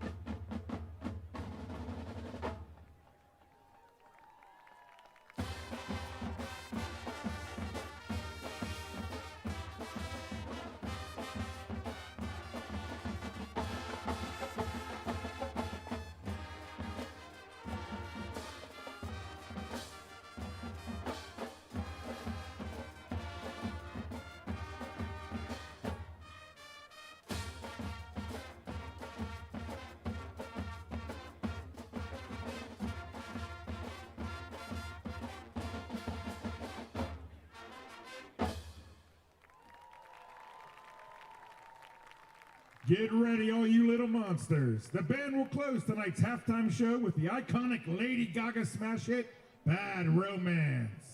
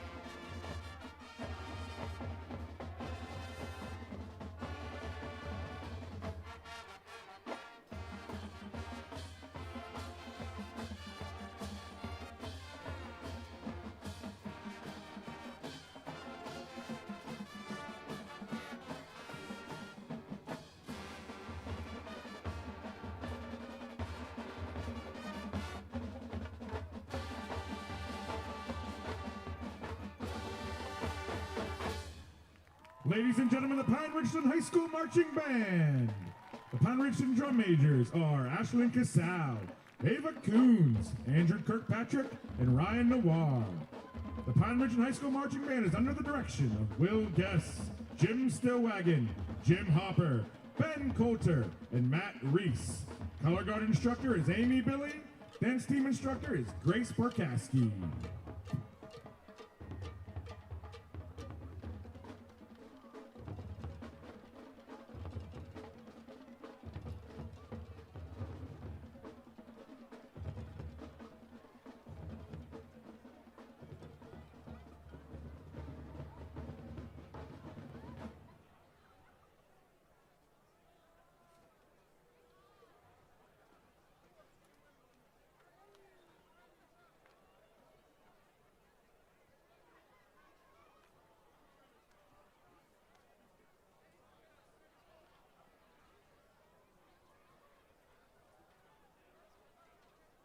Ladies and gentlemen, let's hear it one more time for both the Shaler and Pine-Richland marching bands.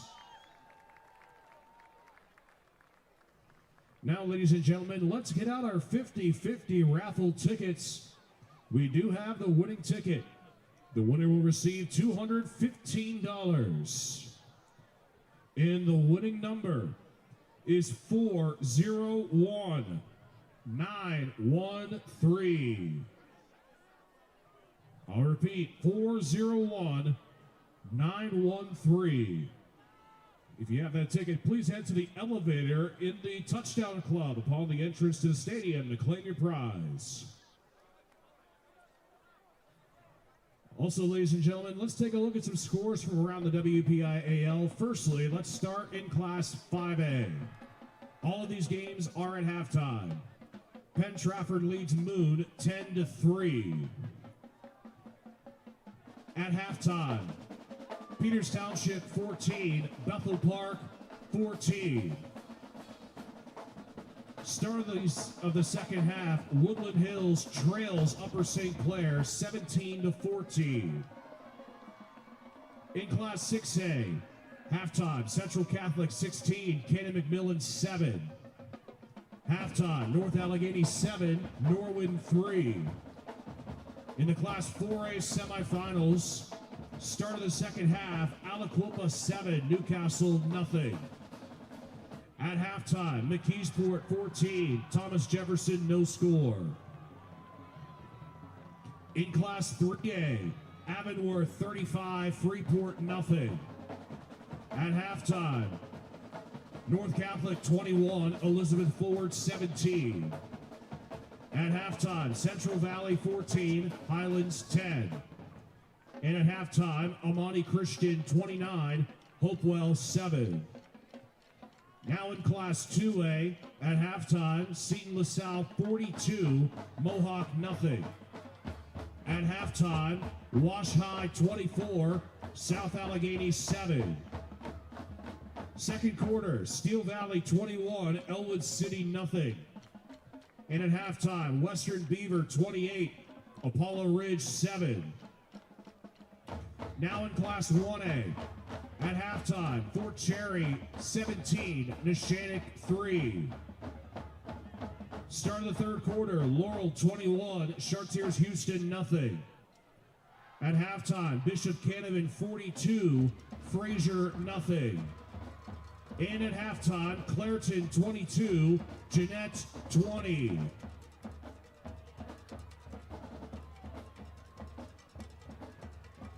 Of course, we will keep you updated on the 5A scores as they come in throughout the rest of the night.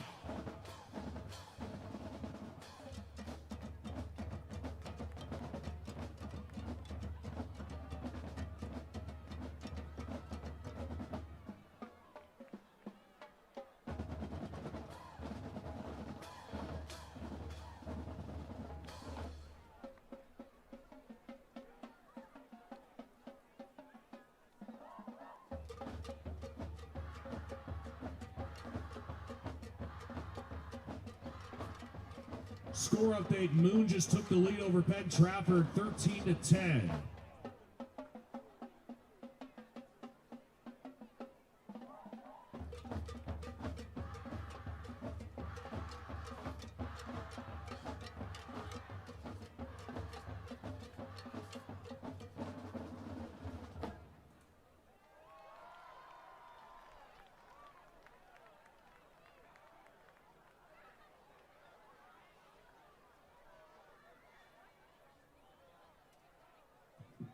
Kicking off, number 93, Alex Mestre.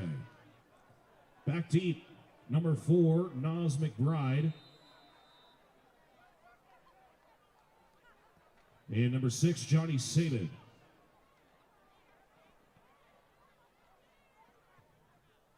Kick is fielded by one of the upmen for Shaler. So welcome back into the third quarter here at Pine-Richland High School. Mastre kicked it away for Pine-Richland, and Shaler area will receive the ball first at the 33-yard line. Pretty good field position here for Shaler. Let's see what they're able to do. They really need a score right now. It's getting close to the point where Shaler really needs to get multiple scores in a row to get back into this game as Aversa takes it 5 yards. Yeah, Aaron Aversa, we've been calling on his name a lot. Really just trying to carry the team on his back. Obviously, the score doesn't really show it, but he's been giving a great effort all game. From the Shaler 37. You know, obviously the score is 35-3 in a playoff game. It's never too safe, but I expect the Pine-Richland starters to at least play for 3 complete quarters, and we'll see when the fourth quarter comes who's in and who's out. Like Jack said, Aaron Aversa really just he's playing well. Just no one else really seems to be. Another carry. Aversa with the carry once again, and he's going to get a lot of yards, about 10, 12 yards to get the Shaler first down at midfield. Aversa, the senior, really just saying, if nobody else will do it, I'll do it, trying to carry the team on his back right now, and it seems to be working with the first down. It did seem like Zach London got away with a little bit of a hold there. As we look at some out-of-town scores here. Yeah, the one we're surprised about right now is Moon taking the lead over Penn Trafford and Peters Township, all tied up right now. The big favorite to meet Pine-Richland in the WPIAL Championship as Aversa hands it off, and McKay will get about 3 yards there. Great tackle by Colton Andrew-Getty there. Shaler looking a little more physical. I saw a tackle give a little late push to Hans Meyer, number 8 on the close side after the play. Hans having a talk with the officials. We'll see if they pick up on that. I mean, it's now or never time for the Titans.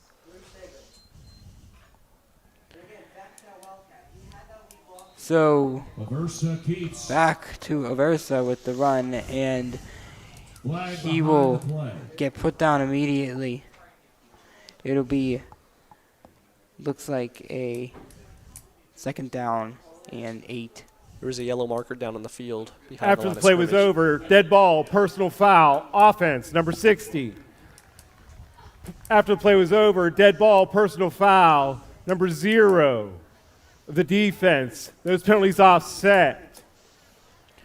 So we're looking at 2 offsetting penalties here, both by Pine-Richland's number 0, Khalil Taylor, and another offsetting penalty for Saban for Shaler. So those will offset. It will be a 3rd down and 8 for Shaler area. And it looks like someone will take a timeout here.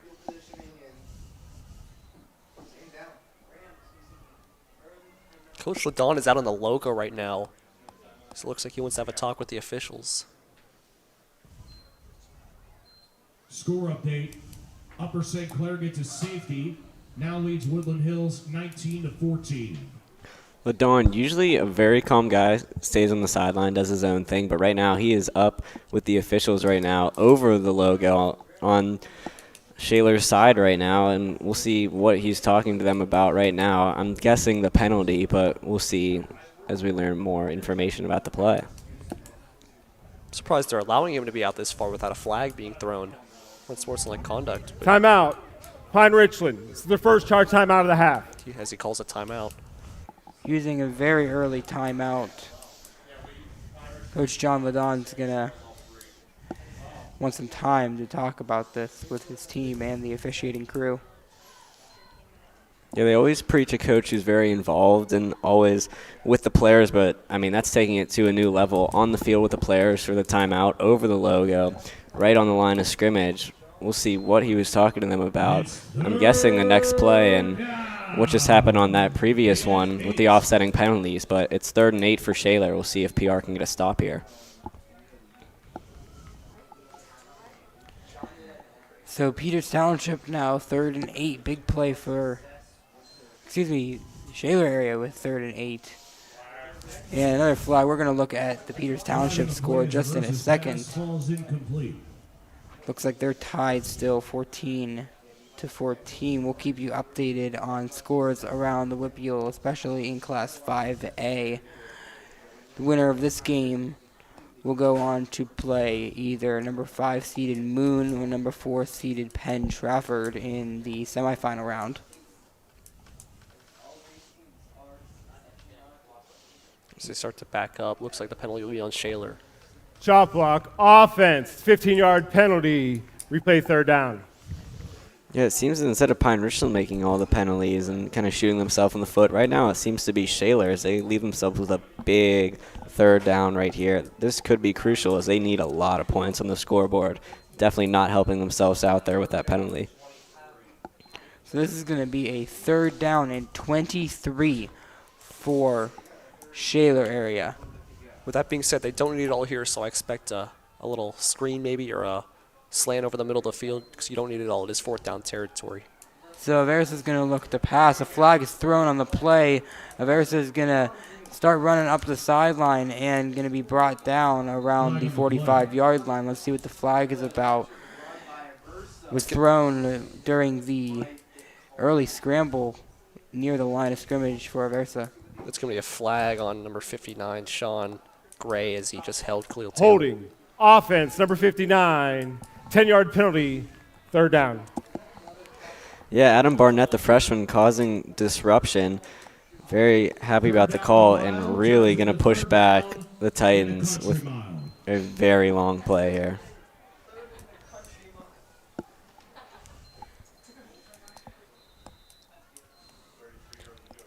Shaler's season basically on the line here, and they do need 2 plays to get it, but it still is 33 yards, and with not much of a passing attack, Game they clock. got to get going right now. Please run the So game we're going to clock. have it turned down from third down 23 to third down and basically the whole field, as Shaler's going to look for a really huge play here on third down. Aversa is going to look to passes it, and he's going to find his guy, number 9, Zach London, and that is going to be the play that Shaler area needed to get back. It is going to be a first down for Shaler area after a 34-yard pass. Yeah, London seemed to escape in the second quarter. We saw with that out route for a first down. This time he escapes again from Khalil Taylor, who is not an easy defender to just outrun right there, but seems that the throw from Aversa just went right over him. And another flag. False start, number 6. False start, Saban. offense, number 60, 5-yard penalty, first down. Now, we talked about in the first possession that Shaler had in the first half how Pine-Richland was kind of shooting themselves in the foot and giving Shaler a lot of yards. Right now, it's Shaler doing the exact same thing, but really losing a lot of yards, especially losing momentum from that big play right there. Things just can't happen when you're trying to come back in a game like this.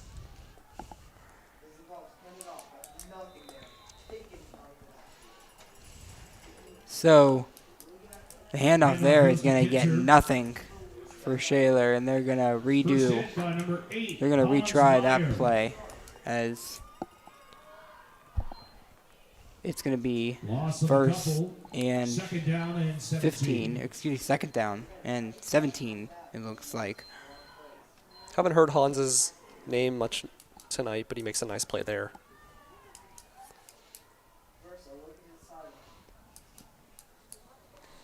.8:15 and counting left in the third quarter.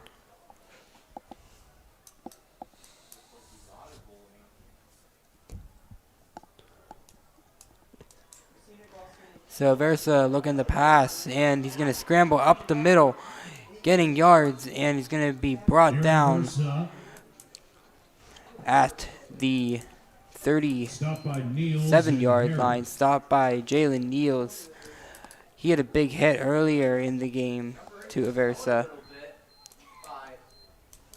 Great job by Versa there. Pressure came. It's third down. And he stepped up in the pocket and took off. Yeah, Shaler seems like got away with a little bit of a hold from Hans Meyer and a little bit of a block in the back.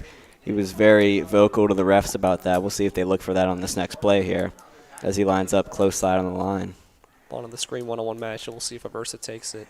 Some movement on the Shaler line. Aversa looking to pass again, and he will throw it out of bounds. Versus pass is incomplete. And that'll be an Flags incomplete after pass. the play It'll is be over. 4th and 10. WPIAL score update for Moon and Penn Trafford. The score is now 13-13, entering the 4th quarter. And as we said before, the winner of that game will play the winner of this game, which is After looking the play like was over, Pine-Richland. dead But ball, if personal Shaler can foul, offense, number convert, 66. they might be 10, a closer than we 15-yard thought. penalty, 4th down. The Shaler continues to shoot themselves in the foot with another dead ball 15-yard penalty. Yeah, these penalties have really brought Shaler down this drive and limited Shaler to not much of anything with that huge pass to London. Number 2, Jaden Conrad will punt back deep. Khalil Taylor. So that takes huge it. pass to London ends up being useless as the Shaler area Titans are going to have to punt it away to Taylor. And Taylor's going to find a hole, and he's going to run all the way down on the sideline. And Taylor doing what Khalil Taylor does best with a punt return for a touchdown. Number 0, Khalil. Unbelievable, absolutely unbelievable. His second special teams touchdown of the day as he just outruns them. No one on Shaler could catch up to him. It was a shocking punt decision, but on 4th and 25, there's not much else you can do after that 15-yard dead ball penalty. But Khalil Taylor just was unbelievable. How many yards was that? Looks like there could be a yellow marker on about the 11-yard line, far side, but it seems like that might not be anything. So Taylor will get 87 yards on that return. We had a 90-yard return by the kickoff from Taylor earlier in the game. It's the first play of the game. Unsportsmanlike conduct, number 0, the return team. That foul will be forced on the succeeding kickoff. So Khalil Taylor is The going to get touchdown is charged good. with a unsportsmanlike conduct penalty, but the touchdown is good. The score is 41-3 in favor of Pine-Richland. Mastre is going to come out for the extra point try. Khalil Taylor, they're just going to get called for lifting up the ball before we hit the end zone. Just got a little excited. How can you blame him for that one after a huge play like that? Takes the 15 yards. And the kick is up and through for Mastre. 6-4-6 today in extra points. And Pine-Richland takes a commanding lead now in the middle of the 3rd quarter, 42-3, and the running clock will start now for this game since Pine-Richland is up by more than 35. Yeah, we said it before, but the Shaler Titans need to score now in any way that they can. Obviously, using their quarterback, Aversa, would be a very smart decision, with especially the kickoff being moved back because of that unsportsmanlike. We'll see if the shortened field gives them a better chance at this touchdown. Peters Township.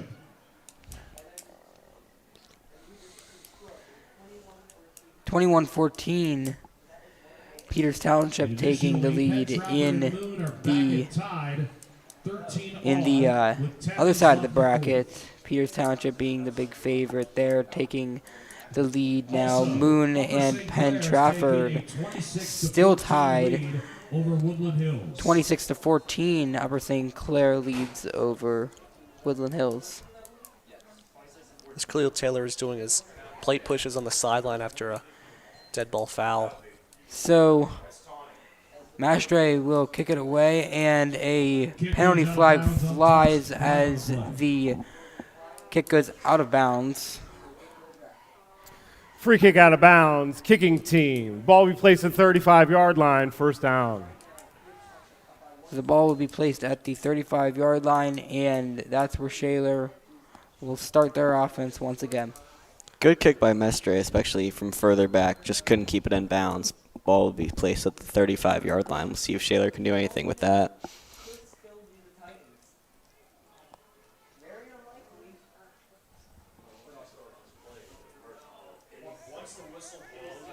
Yeah, and the refs are going to move this ball because it is 25 yards from where the ball is kicked off, I believe. So 2 penalties, back-to-back penalties costing the Rams some crucial field position here. Let's see where the referees spot this ball. It looks like it's going to Correction, be due to the foul on the touchdown, the ball was kicked at the 25-yard line. Therefore, the ball will be placed at the 45-yard line. First down. So with the penalty from Khalil Taylor and the kick out of bounds, the ball will be placed 25 yards from the spot of the kick, which will give them 10 extra yards.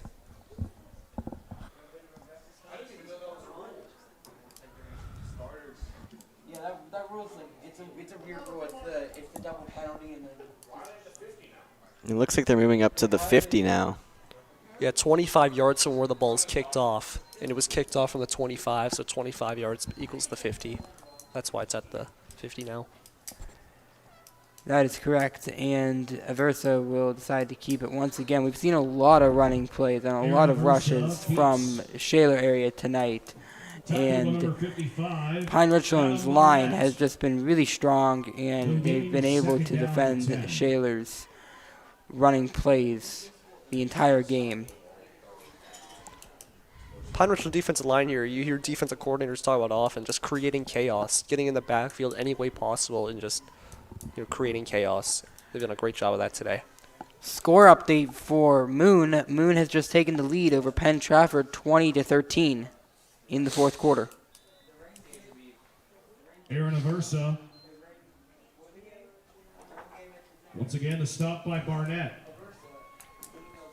3rd and 7 from the 47.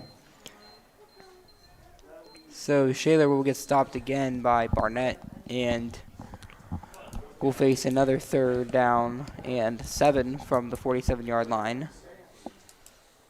Yeah, Pine-Richland looking like they're keeping their starters out there besides Khalil Taylor, who's taking a knee on the sideline right now, probably taking a rest. But we'll see if they keep those in the remainder of the game. So Aversa looking to pass now in the shotgun, scrambling and brought down by Pine-Richland. Number 8, Hans Meyer. Hans Meyer with the sack there. Loss of 4, it's 4th down. Really nice play by Hans Meyer there, just chasing down Aversa, who's very quick and fast. But Hans Meyer, the veteran senior, tracks him down. So it'll be 4th down for Shaler area. Number 2, Jaden Conrad will punt. Back deep, number 2. Definitely not the ideal situation for Shaler right now. They're looking for a score to keep things close, but looks like they're going to punt this one away. All comes back to Pine-Richland's defensive line creating chaos. Looks like that was a fake by the Titans, and he caught it for a 1st down. It was a fake punt, and it was caught by number 6, Saban, for the 1st down. Shaler really showing that aggressiveness in trying to trick Pine-Richland, and they successfully get that 1st down. Let's see if we can look at a replay of that. Shaler's been seeming to get out of a bunch of desperation plays, some 4th and longs, at least 3 right there in total, but let's see if they can capitalize on this one if they haven't the ones before. So a run for Shaler by McKay, and he will be brought down after 2 yards. In amongst the tacklers, number 2. Yeah, and we've seen it a bunch from Shaler. They motion at tight end, and then they just run a little read option. Isaac McKay takes that one. But just a predictable offense so far from Shaler.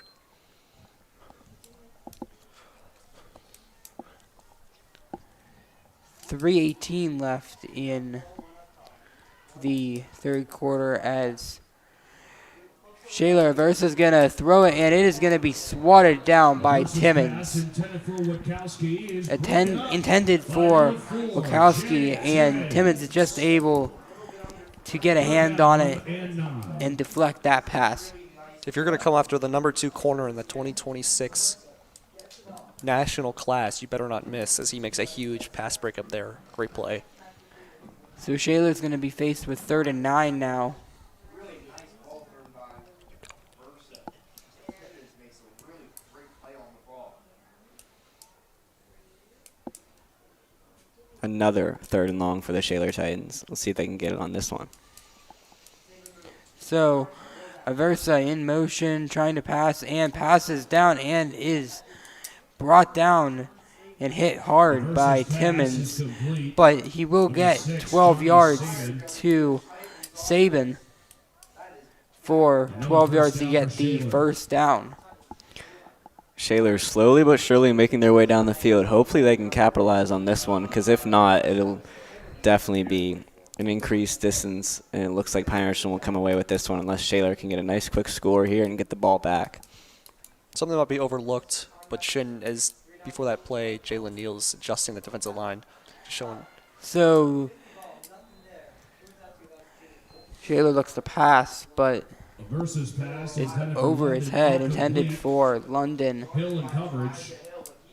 2nd and 10. Is incomplete. They're gonna have a 2nd and 10 now. They are in field goal territory to kick another field goal.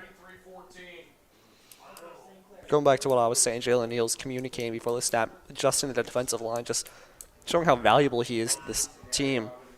You know, first started linebacker this season, and he's really filled in, done a great job. So Shaler's going to be brought down after the run, 2 yards behind the line of scrimmage. and will get brought down 2 yards behind. It'll be a 3rd and 12. As Hans Meyer absolutely just decleated Ben Yeckel, the senior. He's a big dude. He's also a star baseball player, and Hans Meyer just decleated him, put him on the ground. Titans another 3rd and long. Last time they converted, see if they can do this one again. Aversa looking to pass. Escaping Pine-Richland pressure, throws it, and is caught and brought down after 15 yards. Flag on the play as Aversa's pass That is was complete for a first Messina down. on the play. There's a flag in the backfield, though. Looks like a hold. On the reception, number 10. Holding. Messina. 66 offense. 10-yard penalty. Replay 3rd down. So that was holding, and they're going to replay the 3rd down. It'll be 3rd and 22 now.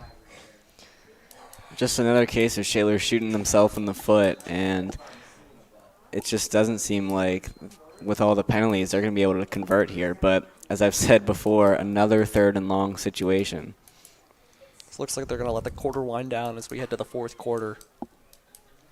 And they will do just that, and the 3rd quarter will end.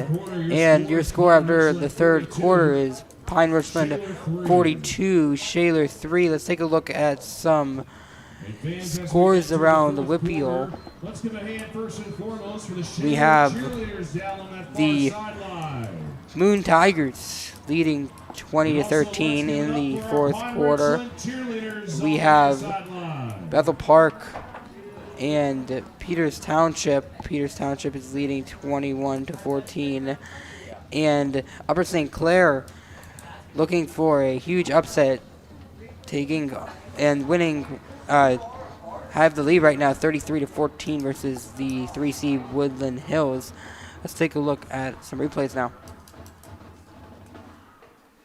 Yeah, this is the punt return from Khalil Taylor. Nothing fancy about it. He just outruns everybody. As you can see there, that when he raised the ball, that's where the taunting call was flagged. But, you know, sometimes it's just worth it. I doubt he's going to be kicking himself for that penalty, but he did have to do plate pushes for it, so. Khalil Taylor has shown that dominance on the kickoff returns and punt returns basically all season long. He's had 2 touchdowns on punt returns for a total of, he's had 2 touchdowns, but overall on punt returns, he's had 321 yards Versus pass. as a versus pass is intercepted Number 5, by Elijah Hill, and Shaler area will get robbed of a crucial spot to score here, and this game has just taken a turn towards Pine-Richland. Elijah Hill has been balling all night, and he proves it there once again. The transfer from Arizona is a sophomore, has stepped up in the absence of some key pieces in the secondary. Is he just high points his football? Just simply just makes a great play. Yeah, great play by Hill, the physical cornerback, but honestly kind of the worst case scenario for Shaler. Waste a lot of clock and don't pull up with any points. They just need quick, fast points, and we're not able to convert on those plays. Back to Pine-Richland on offense. So Pine-Richland will take over on offense. Bo Hecker is going to be the running back now, and Roberto Ronaldo is going to have the quarterback spot right now, given that Cooper Sistak is injured. Ubi Schrader has done a great night, but they're going to give the ball over to the freshman for his first start this season. Yeah, getting our first looks at Ronaldo and a lot of other players that we haven't seen very often, especially cool that they're getting their playoff debuts. We'll see if they can live up to the moment. Obviously, a big cushion right now as they're up 42-3, but we'll see if they can kind of fill the gaps. Unsportsmanlike conduct, defense, number 68. That player has been disqualified from the remaining of the contest. So Wow. Shaler area has a huge penalty there. He had an unsportsmanlike conduct penalty, and Christian Morrissey has been disqualified from the game.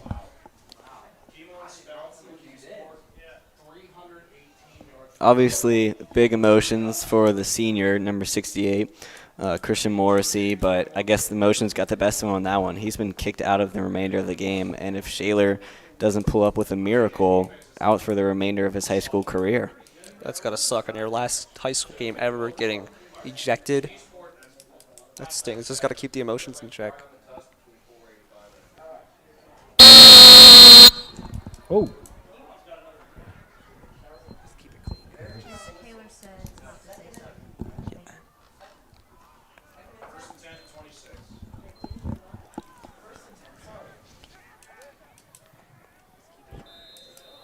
Bo Hecker. All right, don't pull him off. Do not touch him.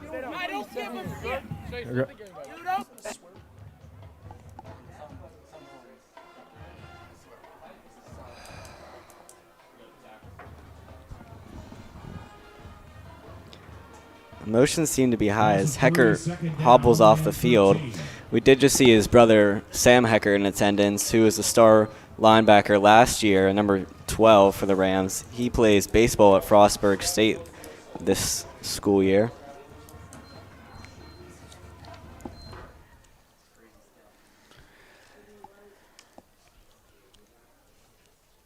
So Ronaldo now with the handoff, and he will get a gain of 2, but still a yard behind the original line of scrimmage. It was Cassidy on that run. It looks like instead of Ronaldo, it's the junior, number 24, Jace Harrer at quarterback. Not listed as a quarterback, but it looks like he's kind of stepping up into the role. See how that affects the play for the Rams.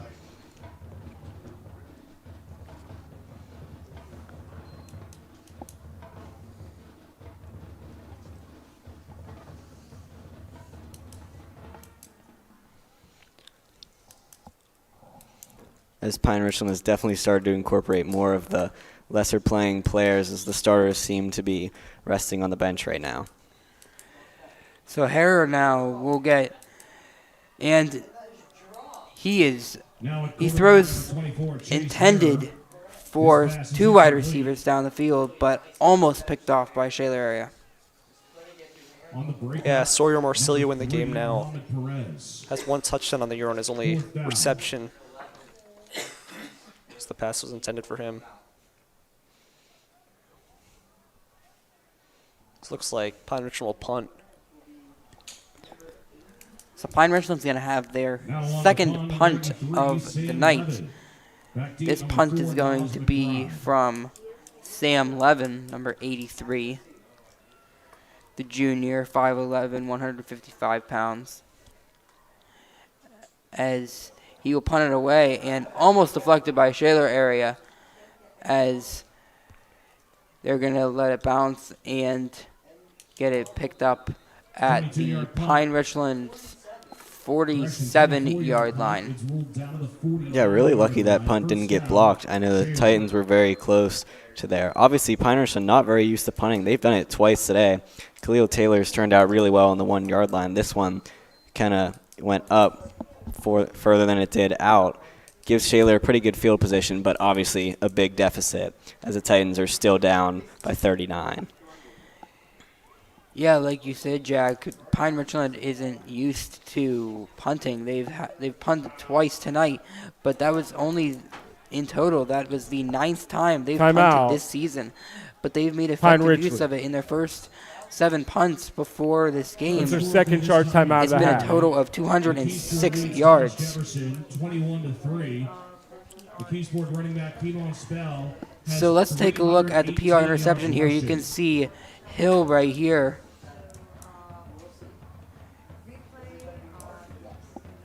You can see Hill right there. Now, we just talked about Elijah Hill just stepping up right now. And this point, he just high points the ball. Very physical cornerback, but makes the play.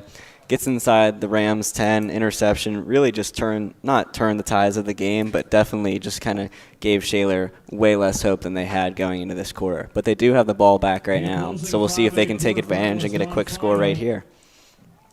Moon defeats Penn Trafford 20-13. So we have a couple of local score updates while Shaler has the ball right now. Moon has successfully defeated Penn Trafford 20-13. Upper St. Clair and Woodland Hills still playing, it looks like. Second down and 10. And the Bethel Park Indians and Bethel Park Blackhawks and Peters Township Indians. Peters Township is still leading 21-14. Now, as a reminder, this is the quarterfinals. Winner of this game will go to the semifinals, and the winner of this will get to play at Ackershore if they win the semifinal game. Looking right now to be Pine-Richland, but unless a miracle from Shaler happens right now. Pushed out of bounds by Chase Harrer. It is a Shaler first down. So Shaler will get a first down on that play. And they will have the ball at the 38-yard line. Yeah, as we've said before, with the score being more than 35, it is a running clock. So whatever really happens besides the timeout, the clock's just going to keep on going. So Aversa will hand it off, and he will get brought down right at the original line of scrimmage to McKay. Let's talk about Red Valenti there, but we saw once again as Zach London, the tight end, comes in motion right on the line of scrimmage, and it's a handoff to Isaac McKay. Very predictable from Shaler.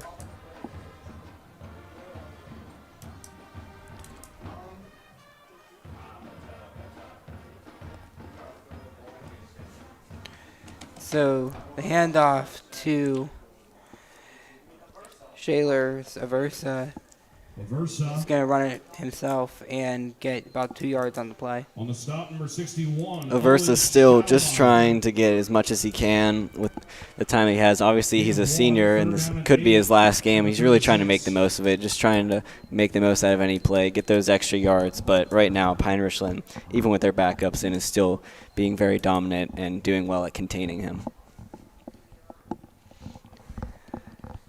Like you said, Aversa is just trying to make the most out of what could be his final moments here at Shaler area as he throws a pass down to the 20-yard line, and he will find London.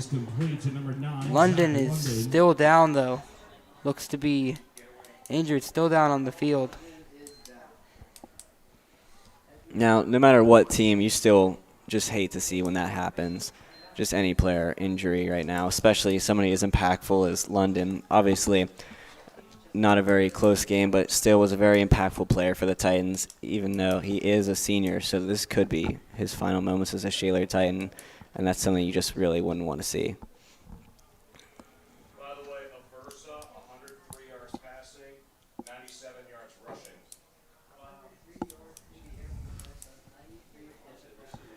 And he's still down. You really just don't want to see this from either side. Whatever player it is, you just don't want to see an injury like this, especially as a way to end your high school season.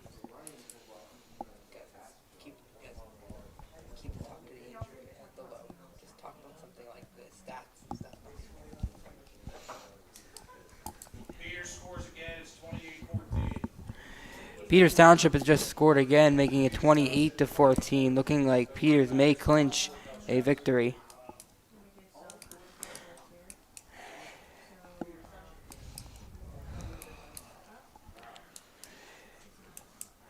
Like we were saying, let's take a look again at these out-of-town scores.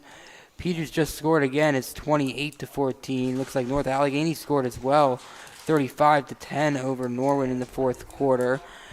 Central Catholic and Canon-Mac are still at halftime, I guess, 24-7. Upper St. Clair over Woodland Hills, 33-14, and the big upset for Moon. They will beat Penn Trafford 20-13, meaning that if Pine-Richland wins this game, they will be playing number 5 seeded Moon in the semifinals. So the snap, and he will be demolished down behind the line of scrimmage. That looks like to be almost a 10-yard loss. Tyler Turkin. Tyler Turkin out there made a nice wrap up, but then Matthew Muldoon came in to finish the plays. Loss of 7. Really Yeah, down him. really some people that don't get a lot of playing time, but obviously right now they're trying to make the most of their moment, and Turkin and Muldoon right now really making the most of that play. 5:23 and counting left in the fourth quarter here at Pine-Richland Stadium. Aversa with the snap, handing it off, and Ball is carried by Avery Kinter. Kinter's going to get about 5-6 yards Once again, on the stop play. made by Tyler Turkin. We will continue to give you updates on Upper St. Clair versus Woodland Hills and Bethel Park versus Peters Township as we receive updates, as well as Canon McMillan and Central Catholic in 6A and North Allegheny and Norwin in 6A. Once again, on that last play, the tight end came in motion right on the line of scrimmage, and they ran the ball. So just something Shaler just consistently done. Hasn't really worked out, though. The pass from Aversa to Sabin, and he will get about 5 yards on the pass. It'll be a fourth down and about 10 now, and they are in field goal range. Let's see if they go for the field goal, but then at this point, you really have to look for 6. Yeah, nothing really gains from a field goal here. I mean, at least a touchdown gives you some momentum in there, maybe even heading into next season. But, I mean, a field goal just doesn't do anything here for you. So, big third down for Shaler area. Aversa will take the snap, and he's going to run it himself on the 20, the 10, the 5, and that is a touchdown. And no, they're going to call him down, actually. Aversa stepped out of bounds at the 8-yard line. Looked like that could have been a touchdown there for Aversa to get the first touchdown of the game. Gives Shaler area some momentum, like we were saying, Jack. But it looks like they will get the first down, but it's not going to be enough for the touchdown as he steps out of bounds. Aversa is now the second player to have 100 yards on Pine-Richland rushing this season.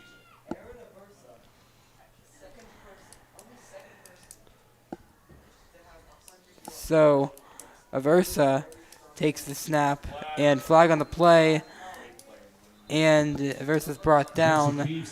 Flag on the play. Aversa now is the second player this season to have gained 100 yards rushing on Pine-Richland, showing how strong Legal shift, number 7, offense, Pine-Rich- 5-yard showing how penalty. strong First down. Pine-Richland's defense had been. The first was Roman Thompson. Yeah, like we said before, just kind of the number one of Aversa, just trying to put the team on his back right now, knowing that a lot of other stuff isn't really working. They're getting kind of predictable with defensive stops, but that run right there obviously didn't get him 6 points, but very close to a touchdown. So Aversa with the snap, and he's going to take it himself on the 10-yard line, the 5, and that'll be a touchdown for Shaler area. Aaron Aversa for 6 from 8. Yeah, just great run there, great play design there. Got a great lead block. It really was just a free rush to the end zone to the line of game. But like Nathan said, great company to be in with only Roman Thompson, the star Central Catholic running back. Only 2 people to rush for over 100 yards in this Pine-Richland defense. The Shaler area with the extra point try is up and through for the kicker, number 32, Alex Gaetano. And Shaler area finally finds some success on the field, which will make it 42-10 with 2:42 left. So let's take a look at the Shaler touchdown here. It's a great block by the running back, number 26, Avery Kenter. And then Aaron Aversa just does the rest. Takes it in for 6. Yeah, we haven't said this one a lot, but Shaler kicking off after a score.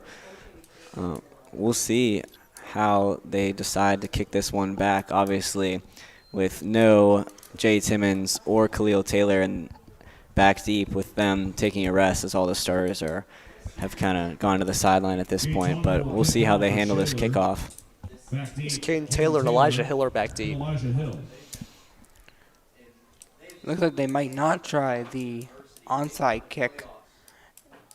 And they are going to try the onside kick, correction, and it will fall into the hands of Pine-Richland's number 12, Miles Neals, and he will be brought down at the 44-yard line. And this could be the last drive of the game.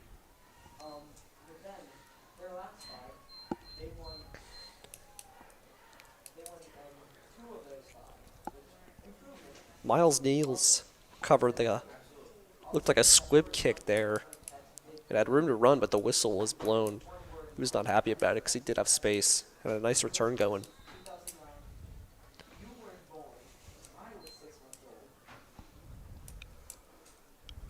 As Chase Hare goes about there once again, it's quarterback Kieran Cassidy to his right.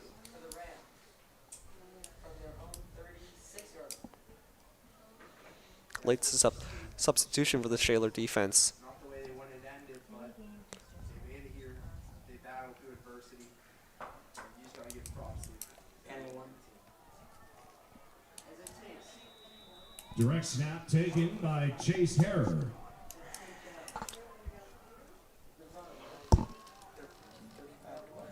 Tackle made by number 50, Joey Schultenbrand.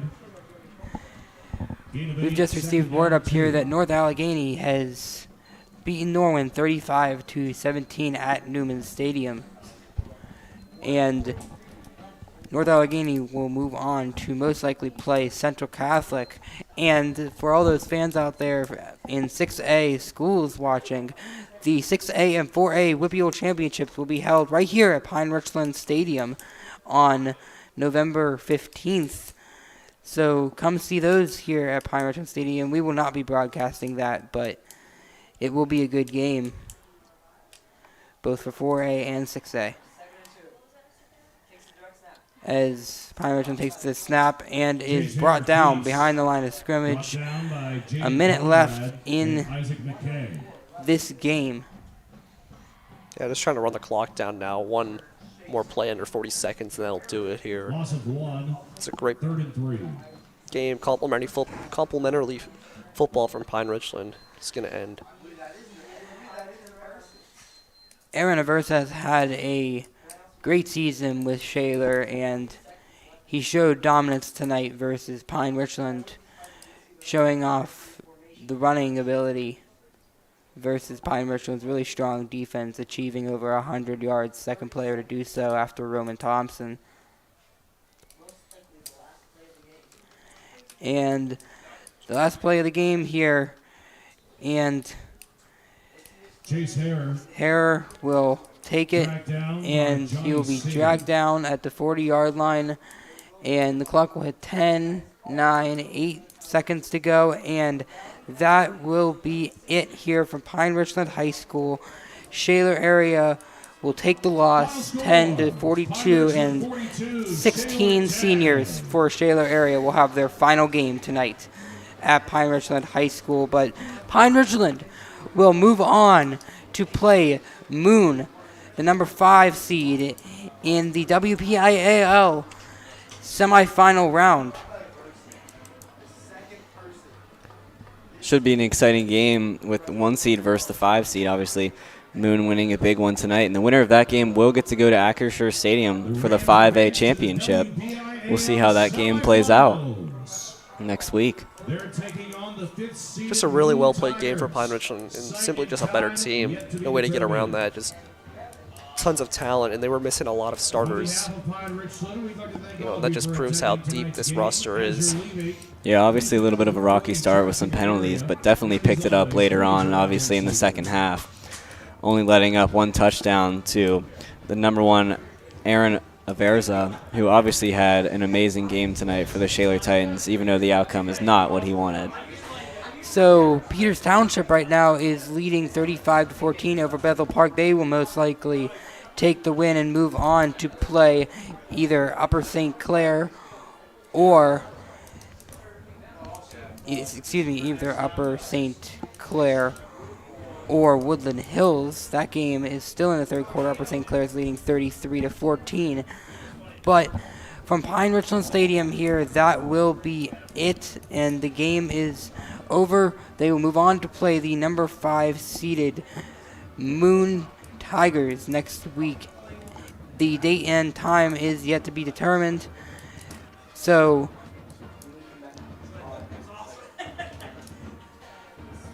as we welcome you back into the booth here at Pine-Richland Stadium, we'd like to acknowledge all the seniors for Shaler area and what a great season they've had as Titans. And so after the game ends, Shaler area has 16 seniors have their last game. Pine-Richland obviously moves on to play the number 5 seeded Moon Tigers in the semifinal round. And I think we've had a really great game tonight. We saw a lot of success from Pine-Richland and Shaler area tonight. Yeah, I mean, Pine-Richland, just such a solid, deep group, and they proved it here tonight with multiple starters being down, and they found a way to dominate a playoff game. After a huge Shaler win, in fact, 28-8 over a good Kiski team, just absolutely Pine-Richland dominated them. Just proves how they're set for a state championship run if all the pieces connect. Yeah, obviously hoping that the Pine-Richland players' starters will be back, but still showing that they can get the job done even without most of their stars and some injuries. We'll see if the starters do come back and how well they can play after that. I'm expecting a big run from the Rams later on this postseason. So, thank you for watching tonight's production of WPIAL Playoff Football. From all of us here at PRTV Sports, we'd like to thank you for tuning in and for listening to tonight's game. Final score 42-10. My name is Nathan Leckie, and I'm here with my partners Jack Patula and Derek Mann, excuse me. And we'd like to thank you. See you next time. We'll see you next season for more Pine-Richland football action. Make sure to tune in to other Pine-Richland sports along the way. We'll see you then. Have a great night, everyone.